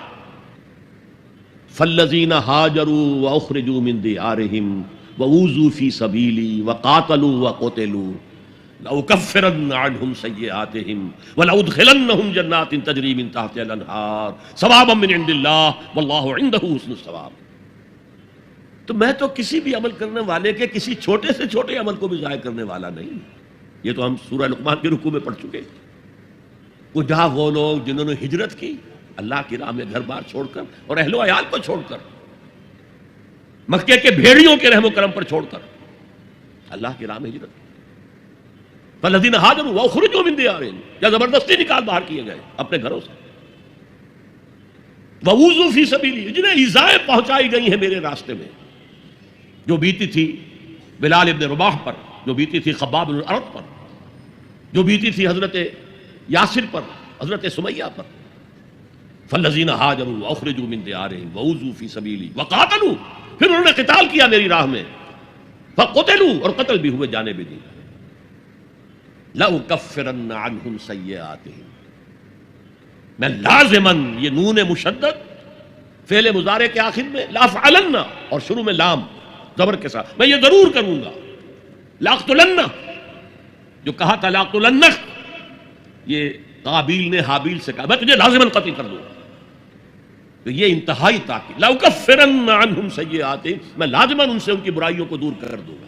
اور دونوں معنی ہوں گے، اگر ان کے کردار پر پچھلی زندگی کی وجہ سے کوئی داغ دھبے ہیں، کوئی عادتیں بری ہیں، میں صاف کر دوں گا، دھو کے ان کا دامن کردار سفید کر دوں گا، اور ان کے نامہ اعمال پر اگر کوئی دھبے لگے ہوئے ہیں، کوئی خطاؤں اور گناہوں کا کوئی داغ لگے ہوئے ہیں، انہیں بھی دھو دوں گا، لأکفرن عنہم سیئاتہم ولأدخلنہم، اور لازماً داخل کروں گا ان سب کو، جنات تجری من تحتہا الانہار، ان باغات میں جن کے نیچے ندیاں بہتی ہوں گی، ثوابا من عند اللہ واللہ عندہ حسن الثواب، اور یہ بدلہ ہوگا اللہ کے پاس سے، اور یقیناً اللہ ہی تو ہے جس کے پاس بہترین بدلہ ہے۔ تم اپنے آپ کو اولاد میں انویسٹ کر دیتے ہو، اپنی پوری جوانی کی قوتیں اولاد کے اوپر صرف کر دیتے ہو۔ اولاد کتنی ایسی ہے جو والدین کی خدمت کرے پھر بڑھاپے میں، کوئی بدلہ دے سکتی؟ ہاں، اللہ کے لیے جو کرو گے اس کا بدلہ محفوظ ہے، اور کسی کے لیے جو بھی کچھ کرو، انگلستان کی ہسٹری میں آتا ہے ایک وزیر تھا بادشاہ کا، اور وہ بڑا خزانے کو بھرنے کے لیے کسی کو سادہ کرو، تم بڑے بخیل معلوم ہوتے ہو، تمہارے پاس بہت پیسہ ہوگا، دو بادشاہ کے لیے اتنے پیسے نکالو، اور کسی کو دیکھا ذرا اچھے لباس میں اور جاہو حشمت میں، تمہارے پاس بڑی دولت ہے، نکالو، خزانہ بھر دیا۔ بڑھاپے میں وہی بادشاہ جو ہے اس نے اسے جیل میں ڈالا، تو اس نے کہا ہیڈ I serve God as I serve the king, اگر میں نے خدا کی وہ خدمت کی ہوتی جو میں نے بادشاہ کی ہے، تو وہ مجھے میرے اس بڑھاپے کی عمر میں اس طرح ذلیل و خوار نہ کرتا۔ کون بدلہ دے گا؟ واللہ عندہ، یہ بھی حسر کا اسلوب ہے کہ زید عالم ہے، اور بھی ہو سکتے ہیں، زید ہی عالم ہے، باقی نہیں ہے۔ واللہ عندہ، یقیناً صرف اللہ کے پاس ہے حسن ثواب، اچھا بدلہ، بھرپور بدلہ، پورا کا پورا بدلہ، وہ صرف اللہ کے پاس ہے۔ تو یہ ہے ایمان کا تعلق عقل اور فطرت کے ساتھ، اور پھر جو اس قسم کے لوگ ہوتے، یہ سب لوگوں کا معاملہ نہیں ہے، یہ سابقون الاولون کا معاملہ ہے، یہ صدیقین کا معاملہ ہے۔ باقی جو ان کی پیروی کرتے ہیں، ان کو دیکھ کر ان میں تو ہمت اتنی ہوتی ہے، ہر کے بعد آباد، اب جو ہو جائے، میں کشتی دریا میں ڈال چکا، لیکن اب یہ چلے گی، تیرے گی تو ہم تیریں گے، ڈوبے گی تو ڈوبیں گے، یہ کردار۔ کچھ لوگ ہوتے جن میں اتنی ہمت نہیں ہوتی، وہ پہلے دیکھ لیتے ہیں کچھ لوگ چل رہے ہیں آگے، والذین تبعوہم بإحسان، جو ان کی پیروی کرتے ہیں، ان کے پیچھے آتے ہیں، لیکن آتے ہیں حسن نیت کے ساتھ، ان کے اندر کوئی فریب کا ارادہ نہیں ہوتا۔ تو یہ جو صدیقین ہیں، ان کی سیرت و کردار کا یہ نقشہ، فالذین ہاجروا واخرجوا من دیارہم وأوذوا فی سبیلی وقاتلوا وقتلوا لأکفرن عنہم سیئاتہم ولأدخلنہم جنات تجری من تحتہا الانہار ثوابا من عند اللہ واللہ عندہ حسن الثواب۔ تھوڑا سا اشارہ ادھر بھی کر دوں، ان تمام کاموں میں عورتیں مردوں کے ساتھ شریک رہی۔ ہجرت حضرت عثمان نے کی تو ساتھ آپ کی اہلیہ حضرت رقیہ، حضور کی نور چشم، وہ بھی ساتھ تھی۔ ابو سفیان کی بیٹی ام حبیبہ اپنے شوہر کے ساتھ تھی، ہجرت میں شریک ہے مرد اور عورتیں۔ یہ دوسری بات ہے کہ وہاں جا کر حبشہ میں ان کا شوہر مرتد ہو گیا، عیسائی ہو گیا، شراب کا بہت رسیا تھا۔ ویسے شراب حرام نہیں تھی ابھی اسلام میں بھی، لیکن اسے وہ ملتی نہیں تھی جب تک کہ وہ عیسائیوں کے ساتھ ان کی مجلس میں شریک نہ ہو۔ یہی وجہ ہے کہ پھر ام حبیبہ کو پیغام حضور نے مدینے سے بھجوایا ہے اور نکاح ہوا ہے ان ایبسنشیا۔ نجاشی نے خطبہ نکاح بھی پڑھا ہے اور مہر بھی حضور کی طرف سے ادا کیا۔ شریک تھی عورتیں اور مرد۔ پہلا قتل جو ہوا ہے وہ دو میاں بیوی کا ہوا ہے، حضرت یاسر رضی اللہ تعالی عنہ، حضرت سمیہ رضی اللہ تعالی عنہ شریک ہے۔ جہاد میں جہاد کی ذمہ داری جیسے نبوت کی ذمہ داری عورتوں پر نہیں رکھی گئی، اسی طرح قتال کی بھی ذمہ داری تو عورت پر نہیں رکھی گئی، لیکن عورتوں نے حصہ لیا ہے۔ ایک تو انڈائریکٹ حصہ، حضرت خنسا نے 7 بیٹے اللہ کی راہ میں شہید کرائے، اس کا کریڈٹ حضرت خنسا کو جائے گا کہ نہیں رضی اللہ تعالی عنہ۔ تو یہ بھی ایک شانہ بشانہ چلنے کا معاملہ ہے، دنیاوی معاملات نہیں، دین کے معاملے میں، لیکن شریعت کے ستر اور حجاب کے احکام کو ملحوظ رکھتے ہوئے عورتیں بھی دین کا کام کریں اور مرد بھی دین کا کام کریں۔ اقول قولی ھذا واستغفر اللہ لی ولکم ولسائر المسلمین والمسلمات۔ جزاک اللہ ڈاکٹر اسرار احمد صاحب۔ سامعین کرام، اب میں سوال و جواب کے سیشن میں سب سے پہلے اس بہن کے سوال کو آپ کے سامنے رکھ رہا ہوں جس نے ابھی حال ہی میں اسلام قبول کیا ہے۔ اس خاتون کا نام ہدا ہے۔ وہ سوال کر رہی ہیں کہ از اے ریورٹ اور convert to Islam is responsible for her parents if they don't bring iman or they don't accept iman on giving them invitation to Islam. What should he or she do then? As I've already said during my discourse, you have to serve them, you have to support them, even if they don't accept iman. They are your parents, and you are indebted to them. انشکر لی ولوالدیک وإن جاہداک علی ان تشرک be ما لیس لک بہ علم فلا تطعہما وصاحبہما فی الدنیا معروفا۔ It has been discussed in detail. ایک ہمارے ہندو بھائی ہیں ہریش پانڈے، وہ کہتے ہیں as per the human nature we love pets, that is animals, especially dogs. I want to know what Islam says about keeping them and their trading. My Muslim friend says they cannot keep or trade in dogs. Actually, the details of Islamic law, I'm not an expert in that field. We can keep dogs, but they should remain outside the living quarter. They shouldn't enter your living portion of the house. As watch, they can be watching your house during the night, etc., etc. And then آپ شکار کرنا چاہتے ہیں تو آپ کتے رکھ سکتے ہیں، قرآن مجید میں ذکر ہے شکاری کتوں. اور جہاں تک ٹریڈنگ کا معاملہ ہے، as far as trading is concerned, I'm not sure. So I plead ignorance about that.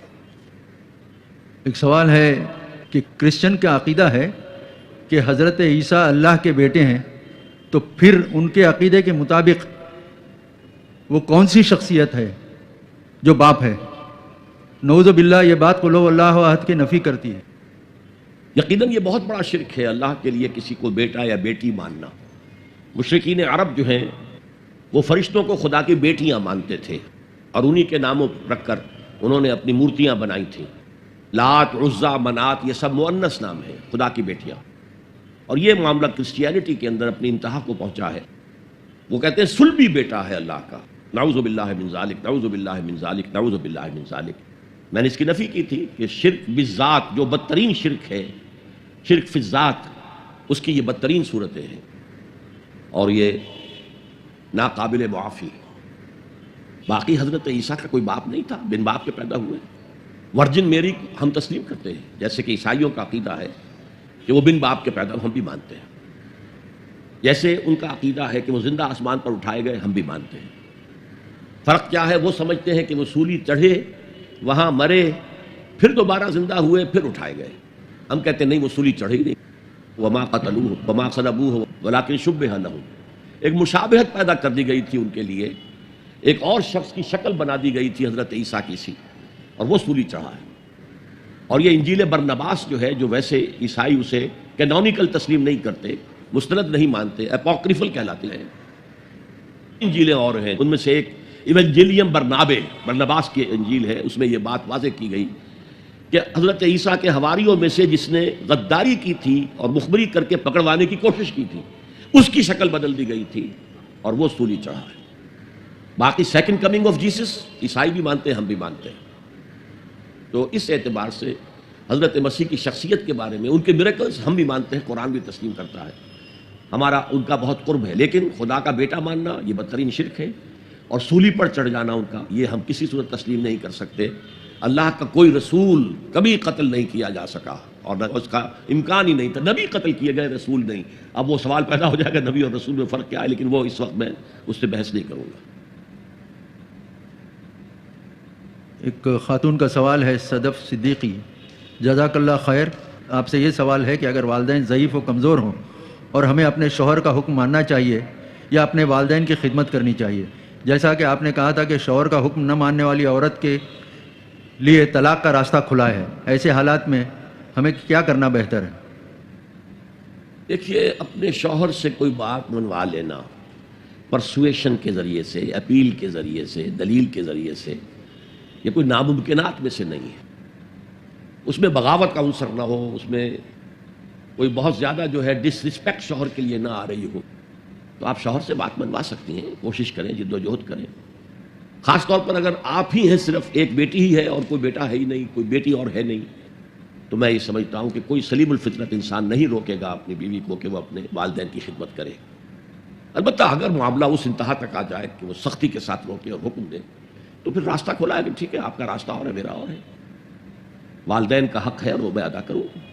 بدقسمتی سے ہمارے معاشرے میں طلاق کو بے انتہا برا چیز سمجھ لیا گیا ہے۔ یہ ہم پر عیسائیت کا بھی اثر ہے، ہندو مت کا بھی اثر ہے، اور طلاق مطلقہ عورت کے بھی دوسرے نکاح کا کوئی سوال ہی نہیں۔ اگر کوئی مطلقہ عورت یا بیوہ عورت نکاح ثانی کرتی ہے تو اس پر بھی فقرے چش کیے جاتے ہیں، اس سے رہا نہیں گیا، یہ بیٹھ نہیں سکی وغیرہ وغیرہ۔ اس لیے عورتیں عام طور پر اس سے بچتی ہیں۔ ہمیں جو اسلامی اسپرٹ ہے اس کو رکھنا چاہیے۔ انکحوا الایام منکم، بیواؤں کا نکاح کرو، تو یہ فرض ہے، لازم ہے۔ عرب ممالک میں آج بھی کوئی بھی رکاوٹ نہیں ہوتی، اور قرآن مجید میں بھی ایک جگہ پر سورہ نساء میں کہا گیا ہے کہ اگر تمہارا معاملہ آپس میں نہیں نپٹا تو ٹھیک ہے، علیحدہ ہو جاؤ، کوشش کرو حتی الامکان کے نباہ ہوتا رہے۔ لیکن اگر کسی وجہ سے مزاج نہیں مل رہے، ہر وقت کی کھٹپٹ ہے، اور کوئی جو ہے میڈیشن، حکم من اہلہ و حکم من اہلہا، ایک حکم اس کے بیوی کے رشتہ داروں میں سے، ایک حکم جو ہے شوہر کے رشتہ داروں میں سے، وہ بیٹھ کر کسی طرح معاملہ سلجھائیں، نہیں سلجھتا تو علیحدہ ہو جاؤ۔ اللہ تعالیٰ دونوں کے لیے کوئی بہتر شکل پیدا کر دے گا۔ گویا کہ ایک طرح کی پرسویشن ہے کہ بدے نہ رہو زبردستی، چاہے نہ تمہارے مابین محبت ہے، نہ موافقت ہے مزاج کی، ہر وقت کی کل ہے، ہر وقت کا جھگڑا ہے، ہر وقت کی جو ہے وہ میں تو ہو رہی ہے، تو اولاد پر بھی منفی اثر پڑ رہا ہے، ان کا کردار جو ہے وہ منفی قسم کا بنے گا، اس سے بہتر ہے طلاق۔ سید احمد اقبال سائنٹسٹ ہیں، یہ کہتے ہیں کہ بعض دفعہ عقل کی رہنمائی بلکہ گمراہی فطرت کے خلاف ہوتی ہے، اور بلا شبہ اس سے ایمان میں خلل پڑتا ہے اور شیطان وسوسوں میں ڈال دیتا ہے۔ تو ایسی صورتحال میں کیا رخ اختیار کرنا چاہیے؟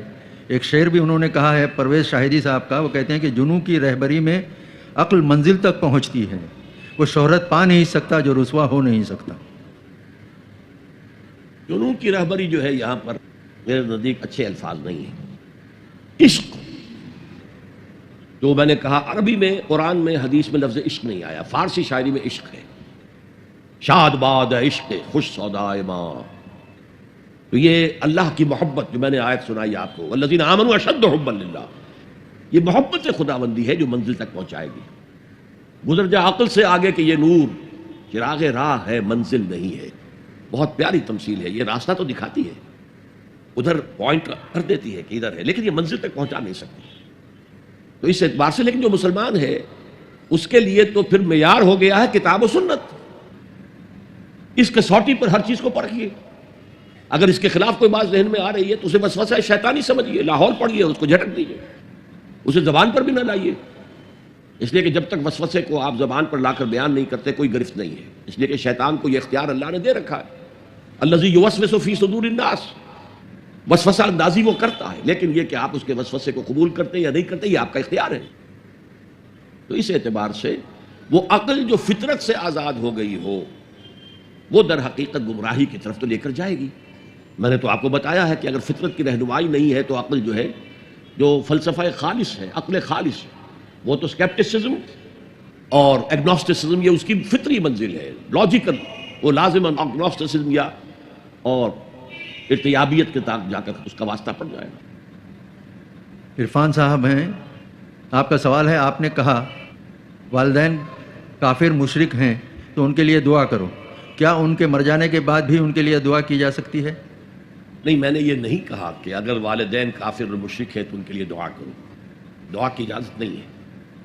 ان کی خدمت دنیا میں کرو، دنیا میں ان کی ضرورتیں اگر ہیں تو وہ پوری کرو، ان کی خدمت کرو. یہ تو ہے صاحبہما فی الدنیا معروفا، دنیا میں ان کے ساتھ بھلے طریقے پر رہو، معروف انداز میں رہو، لیکن ان کے لیے مغفرت کی دعا آپ نہیں کر سکتے. تو ابھی زندہ ہیں ان کے لیے ہدایت کی دعا کیجیے، اللہم اہدہما، اے اللہ ان دونوں کو ہدایت دے، اس کی دعا کیجیے. لیکن یہ کہ ان کے لیے مغفرت کی دعا آپ نہیں مانگ سکتے. محمد فاروق عثمان صاحب پیشے سے ملازمت کرتے ہیں. آپ نے فرمایا کہ لقمان ایک ایسے شخص کی مثال ہے جس تک کوئی شریعت نہیں پہنچی، پھر نماز قائم رکھنے کی وصیت کیسے فرمائی؟ یہ تو میں اپنے خطاب میں بیان کر چکا ہوں کہ نماز سے مراد آپ اپنی نماز نہ سمجھیے. اللہ کو پہچان لیا، اس کی توحید کو پہچان لیا. اب اللہ کو ایک دفعہ پہچان لینا، مان لینا کافی نہیں ہے، اس کے ساتھ ایک مسلسل ذہنی اور قلبی تعلق قائم رکھنا ضروری ہے، جس کو ہم ذکر کہتے ہیں. اس ذکر کی کوئی شکل نماز، جیسے کہ یہودیوں میں نماز کی کوئی اور شکل تھی، شریعتوں کے اندر بھی نماز کی مختلف شکلیں نہیں ہیں. انہوں نے کوئی اور نماز جو بھی اپنے طور پر اختیار کی ہوگی اللہ سے مکالمے کے لیے، مخاطبے کے لیے اور دعا کے لیے. اس لیے کہ آپ دیکھتے ہیں کہ نماز جو ہے اس کا سب سے بڑا حصہ جو سورہ فاتحہ ہے وہ دعا ہی تو ہے. پہلے اللہ کی حمد و ثنا ہے، اور حضور نے فرمایا ہے جب اللہ سے دعا کرو تو پہلے اس کی حمد و ثنا کرو، پھر مجھ پر درود بھیجو، پھر جو گزارش ہے وہ پیش کرو. تو اس اعتبار سے کوئی نظام ان کا ہوگا، وہ اپنا تجویز کرنا ہوگا کہ لا لگانے کے لیے اس طریقے سے اس نماز کو قائم رکھا جائے. باقی میں نے تو سارے دلائل دے دیے آپ کے سامنے. اگر وہ کسی نبی کے پیرو ہوتے تو نبی کی سنت کو پکڑنے کی بھی تو وہ وصیت کرتے، کسی کتاب کو مضبوطی سے تھامنے کی بھی وصیت تو کرتے. باقی اس پورے رکوع میں ایسی کوئی شے نہیں ہے کہ جو نبوت کے ذریعے سے ہی معلوم ہو سکتی ہے، عقل کے ذریعے نہیں. صرف یہ کہ جزا و سزا ہوگا، اعمال ضائع نہیں ہوگے. کیا ہوگا جنت میں، کیا ہوگا دوزخ میں، کیا ہوگا حشر کے دن، کیا ہوگا، یہ تو حضور نے بتایا تو ہمیں معلوم ہے نا. تو یہ ذہن میں رکھیں. عبد الرحمن قاضی صاحب ہیں، وہ پوچھ رہے ہیں کہ سگی ماں کا حق تو سمجھ میں آتا ہے، مگر سوتیلی ماں کا کیا حق ہے ہم پر؟ برائے کرم قرآن کی روشنی میں سمجھائیں. سوتیلی ماں بھی ماں کے حق میں ہے. یہ ضرور ہے کہ فرق تو رہے گا فطری طور پر، لیکن ماں ہے وہ، اور اس کے ساتھ بھی حسن سلوک ہونا چاہیے. کوئی اسٹوڈنٹ ہیں جنہوں نے اپنا نام نہیں بتایا، کہتے ہیں کہ زمین پر اکڑ کر چلنے سے کیا مراد ہے؟ دینوی اور دنیاوی مثال سے رہبری فرمائیں.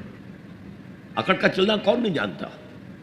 گردن اٹھا کر، اس کے آپ سورہ بنی اسرائیل میں کہتے ہیں کتنی ہی گردن اٹھا لو تم اوپر، اور کتنا ہی اوپر ترا چڑھا لو، ہمارے پہاڑوں کے برابر تو نہیں ہو سکتے. مختلف طریقوں سے ان کو اس پہ ناپسندیدگی کا اظہار کیا. تکبر جو ہے، ظاہر بات ہے اکڑ کر چلنے والا متکبر ہے. اور تکبر وہ شے ہے کہ فرمایا حضور نے صلی اللہ علیہ وسلم لن يدخل الجنت من کان فی قلبہ مثقال حبۃ من کبر. جنت میں وہ شخص داخل نہیں ہو سکے گا جس کے دل میں ایک دانے کے برابر بھی ہم وزن بھی کبر ہے. اللہ فرماتا ہے کبر و ردائی، یہ تو میری چادر ہے، یہ لباس مجھے راست آتا ہے، یہ جامہ تکبر کا. اس لیے کہ اللہ کا نام ہے المتکبر، الملک القدوس السلام المومن المہیمن العزیز الجبار المتکبر. حالانکہ انسان کے لیے متکبر ہونا بہت بڑی برائی ہے، لیکن یہ جامع اللہ کو زیب دیتا ہے، انسان کو نہیں۔ تواضع ہونی چاہیے۔ جیسے شیخ سعدی کہتے ہیں کہ درخت پہ جب پھل آ جاتا ہے تو شاخیں جھک جاتی ہیں، اسی طرح اگر اللہ نے تمہیں کوئی نیکیوں کی توفیق دی ہے یا علم حاصل کرنے کی توفیق دی ہے تو تمہیں جھک جانا چاہیے، لوگوں کے سامنے تواضع کے ساتھ پیش آنا چاہیے، نہ یہ کہ ان سے نفرت کرو، ان کی تحقیر کرو اور اپنے آپ کو کوئی بڑی شے سمجھو۔ مشتاق احمد صاحب ملازمت پیشہ ہیں، آپ کا سوال ہے کہ شرک کو چھوڑ کر میری ذات سے دانستہ یا غیر دانستہ لغزشیں ہوتی رہتی ہیں جس کا براہ راست فوری اثر میری روزی روٹی پر ہوتا ہے۔ توبہ کرتا ہوں، نادم ہوتا ہوں، ضمیر بھی ملامت کرتا ہے، لیکن پھر گناہ کی کشش شجر ممنوعہ کو چھوڑے بغیر نہیں رہ سکتی۔ کیا انسان اس حد تک کمزور ہے؟ تدارک کیا کرنا چاہیے؟ تدارک کیا ہوگا؟ دیکھیے، تدارک تو یہ ہے کہ اپنے ایمان کو اور گہرا کیجئے، اور گہرا کیجئے، اور گہرا کیجئے، جس کا منبع اور سرچشمہ قرآن ہے۔ قرآن پڑھیں اور قرآن کو اول تو کوشش کریں، اگر آپ کی عمر ابھی ایسی ہے کہ آپ سیکھ سکتے ہیں تو عربی زبان سیکھیں اور قرآن کو اپنی آنکھ سے پڑھیں، ترجمے سے نہیں۔ ترجمہ سیکنڈ ہینڈ نالج ہے، ترجمہ جب آپ پڑھ رہے ہوتے ہیں تو مترجم کی آنکھ سے قرآن پڑھ رہے ہوتے ہیں، اپنی آنکھ سے نہیں، تو وہ سیکنڈ ہینڈ نالج ہے۔ وہ نالج دے سکتا ہے، انسپائر نہیں کر سکتا، ترجمہ کبھی انسپائر نہیں کرتا۔ تو ایمان جو پیدا ہوتا ہے وہ قرآن کو سمجھ کر پڑھنے سے ہے، اس ایمان کی کمزوری کی وجہ سے ایسا ہو جاتا۔ اچھا یہ بھی ہے کہ بعض طبائع جیسے کوئی جسمانی طور پر بہت قوی ہے، بعض جو کمزور ہیں پیدا ہی لاغر ہوتے ہیں اور پھر ساری عمر لاغر رہتے ہیں۔ ایسے ہی اندر سے انسان کے اندر جو قوت ارادی ہے وہ بھی بعض کی مضبوط ہوتی ہے، جو فیصلہ کر لیا ڈٹ گئے، بعض کی قوت ارادی اتنی مضبوط نہیں ہوتی۔ مثلا بعض لوگ سگریٹ چھوڑنا چاہتے نہیں چھوڑ سکتے، 8 مہینے 10 مہینے، پھر اس کے بعد جو ہے وہ دوبارہ عہد کر گئی، تو یہ وہ ان کی جو ول پاور ہے، اسٹرینتھ آف ڈٹرمینیشن، وہ کم ہے۔ تو اللہ نے ان کے لیے بھی فرمایا ہے توابون خطاؤون کل بنی آدم خطاؤون، اور خیر الخطائین توابون، تمام انسان انتہائی خطا کار ہیں، ان خطا کاروں میں وہ ہیں جو توبہ بہت کرتے ہیں۔ اور ایسی حدیثیں موجود ہیں کہ جس وقت آپ نے توبہ کی، ایک دفعہ اس عمل کو چھوڑنا لازم ہے، اس وقت یہ ارادہ ہونا چاہیے کہ اب دوبارہ نہیں کروں گا، اس وقت دل کے اندر جو ہے پشیمانی ہونی چاہیے۔ اور اگر وہ حقوق و لباس کا گناہ ہے تو یا تو جس کا پیسہ مارا ہے اس سے معافی حاصل کریں یا کمپنسیٹ کریں، اس لیے کہ حقوق و لباس کے جو معاملات ہیں وہ اللہ معاف نہیں کرے گا، اپنے حقوق کو معاف کرنے میں وہ بہت سخی ہے۔ اس کے بعد آپ کچھ عرصے کے بعد پھر گناہ ہو گیا، پھر توبہ کریں، پھر گناہ ہو جائے پھر توبہ کریں، جڑے رہیں اللہ کے ساتھ۔ میں اس کی مثال دیا کرتا ہوں، کسی بچے کو ماں مار رہی ہے، وہ بچہ ماں ہی سے لپٹ رہا ہے، اسی طریقے سے اللہ سے لپٹے رہو اور سمجھو کہ ہاں یہ مجھ سے گناہ ہو رہا ہے، پھر دوبارہ، تو اس لیے کوئی حرج نہیں ہے۔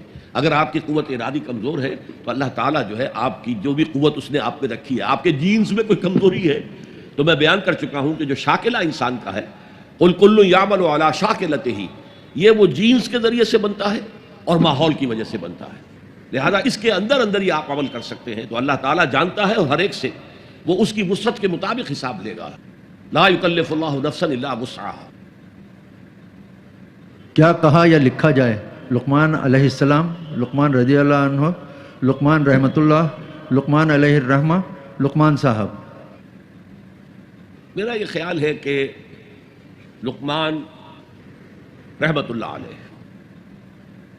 اس لیے کہ رضی اللہ تعالی عنہ یہ صرف صحابہ کے لیے مختص ہے، علیہ السلام صرف انبیاء کے لیے مختص ہے، صلی اللہ علیہ وسلم صرف حضور کے لیے، کسی دوسرے نبی کے لیے بھی نہیں۔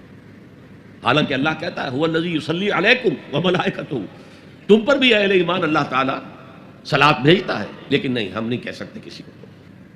تو میرا بھی طرز عمل یہی ہے، یہ جو ہے اس کے اندر حفظ مراتب جو ہے، اگر حفظ مراتب نہ کنی زندگی تو یہ مراتب کا جو ہے اس کے درمیان فرق کا محفوظ رکھنا ضروری ہے۔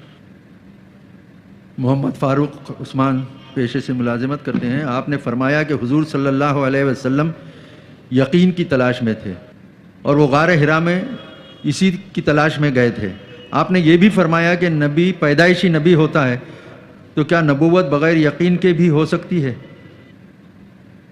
نبی جو پیدائشی نبی ہوتا ہے وہ پوٹینشل ایمان ہے جو اس کے اندر اس وقت ہے، اور روح نبی جو ہے وہ تو اس وقت بھی نبوت سے متصف ہے۔ لیکن اس ایمان کا ظہور پھر ہوتا ہے تو ہم کہتے ہیں کہ وحی کا آغاز ہوا تو اس نبوت کا ظہور ہو گیا، اس سے پہلے وہ نبوت چھپی ہوئی تھی۔ اور یہ قرآن مجید میں سورہ شورى کی لاسٹ بٹ 1 آیت ہے، وَكَذَلِكَ أَوْحَيْنَا إِلَيْكَ رُوحًا مِّنْ أَمْرِنَا مَا كُنْتَ تَدْرِي مَا الْكِتَابُ وَلَا الْإِيمَانُ وَلَكِنْ جَعَلْنَاهُ نُورًا نَهْدِي بِهِ مَن نَّشَاءُ مِنْ عِبَادِنَا وَإِنَّكَ لَتَهْدِي إِلَىٰ صِرَاطٍ مُسْتَقِيمٍ۔ اے نبی، اسی طرح ہم نے آپ کی طرف اپنے امر کی ایک روح جو ہے وحی کی ہے، یعنی قرآن۔ عالم امر کی شے وحی، عالم امر کی شے ہے انسانی ارواح، عالم امر کی شے ہے فرشتے۔ اور جگر مراد آبادی کا ایک شعر جو ہے مجھے بہت پسند ہے، نغمہ وہی ہے نغمہ کہ جس کو روح سنے اور روح سنائے۔ روح محمدی نے یہ نغمہ وہی سنا ہے، سنانے والا کون ہے؟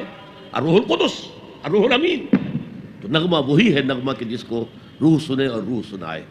تو اس اعتبار سے قرآن میں کہا گیا کہ اس کے آنے سے پہلے آپ نہیں جانتے تھے کہ ایمان کیا ہے اور کتاب کیا ہے، بلکہ ہم نے اس کو نور بنا کر آپ پر نازل کیا ہے۔ قرآن کے نور سے پھر وہ ایمان اور کتاب شریعت کا علم آپ کو حاصل ہوا، اور اب آپ تمام دنیا کی ہدایت کا ذریعہ بن جائیں گے۔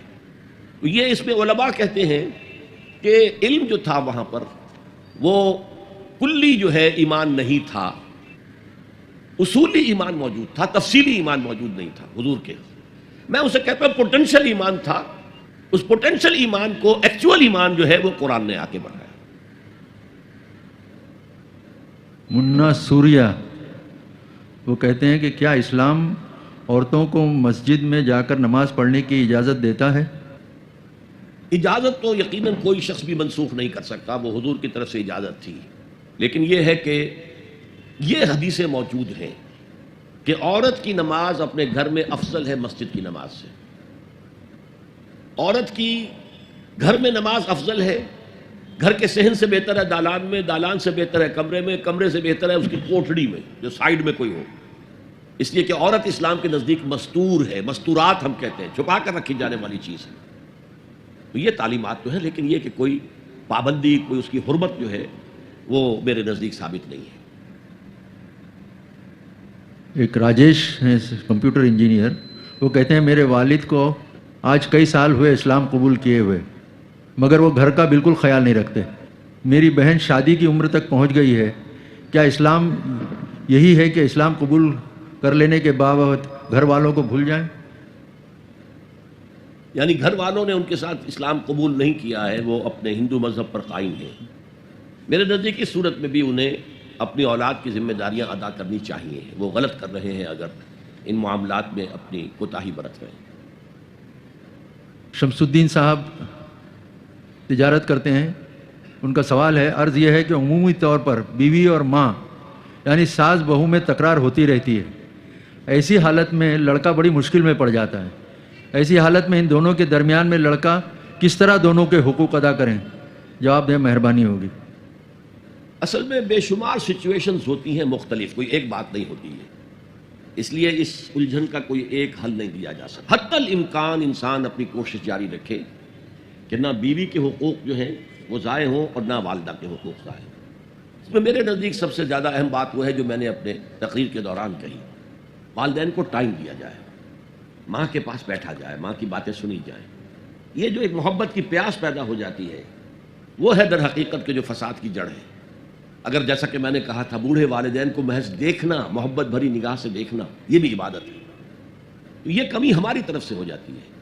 ہماری ساری توجہ جو ہے وہ اپنی بیوی، اپنی اولاد پر مرکوز ہو جاتی ہے، والدین کو ہم اگنور کر دیتے ہیں، بس کھانا پینا ان کا ہے، چل رہا ہے، بس ٹھیک ہے، اور کیا ہے۔ لیکن نہیں، وہ پیاس جو آج مغرب میں والدین بوڑھے اولڈ ہاؤسز میں لے جا کے ڈال دیا، ٹھیک ہے یہ فریج بھرا ہوا ہے، کھایا کرو، پیا کرو، یہ ٹیلی ویژن لگا ہوا دیکھا کرو، ہماری شکلیں نظر نہیں آئیں گی۔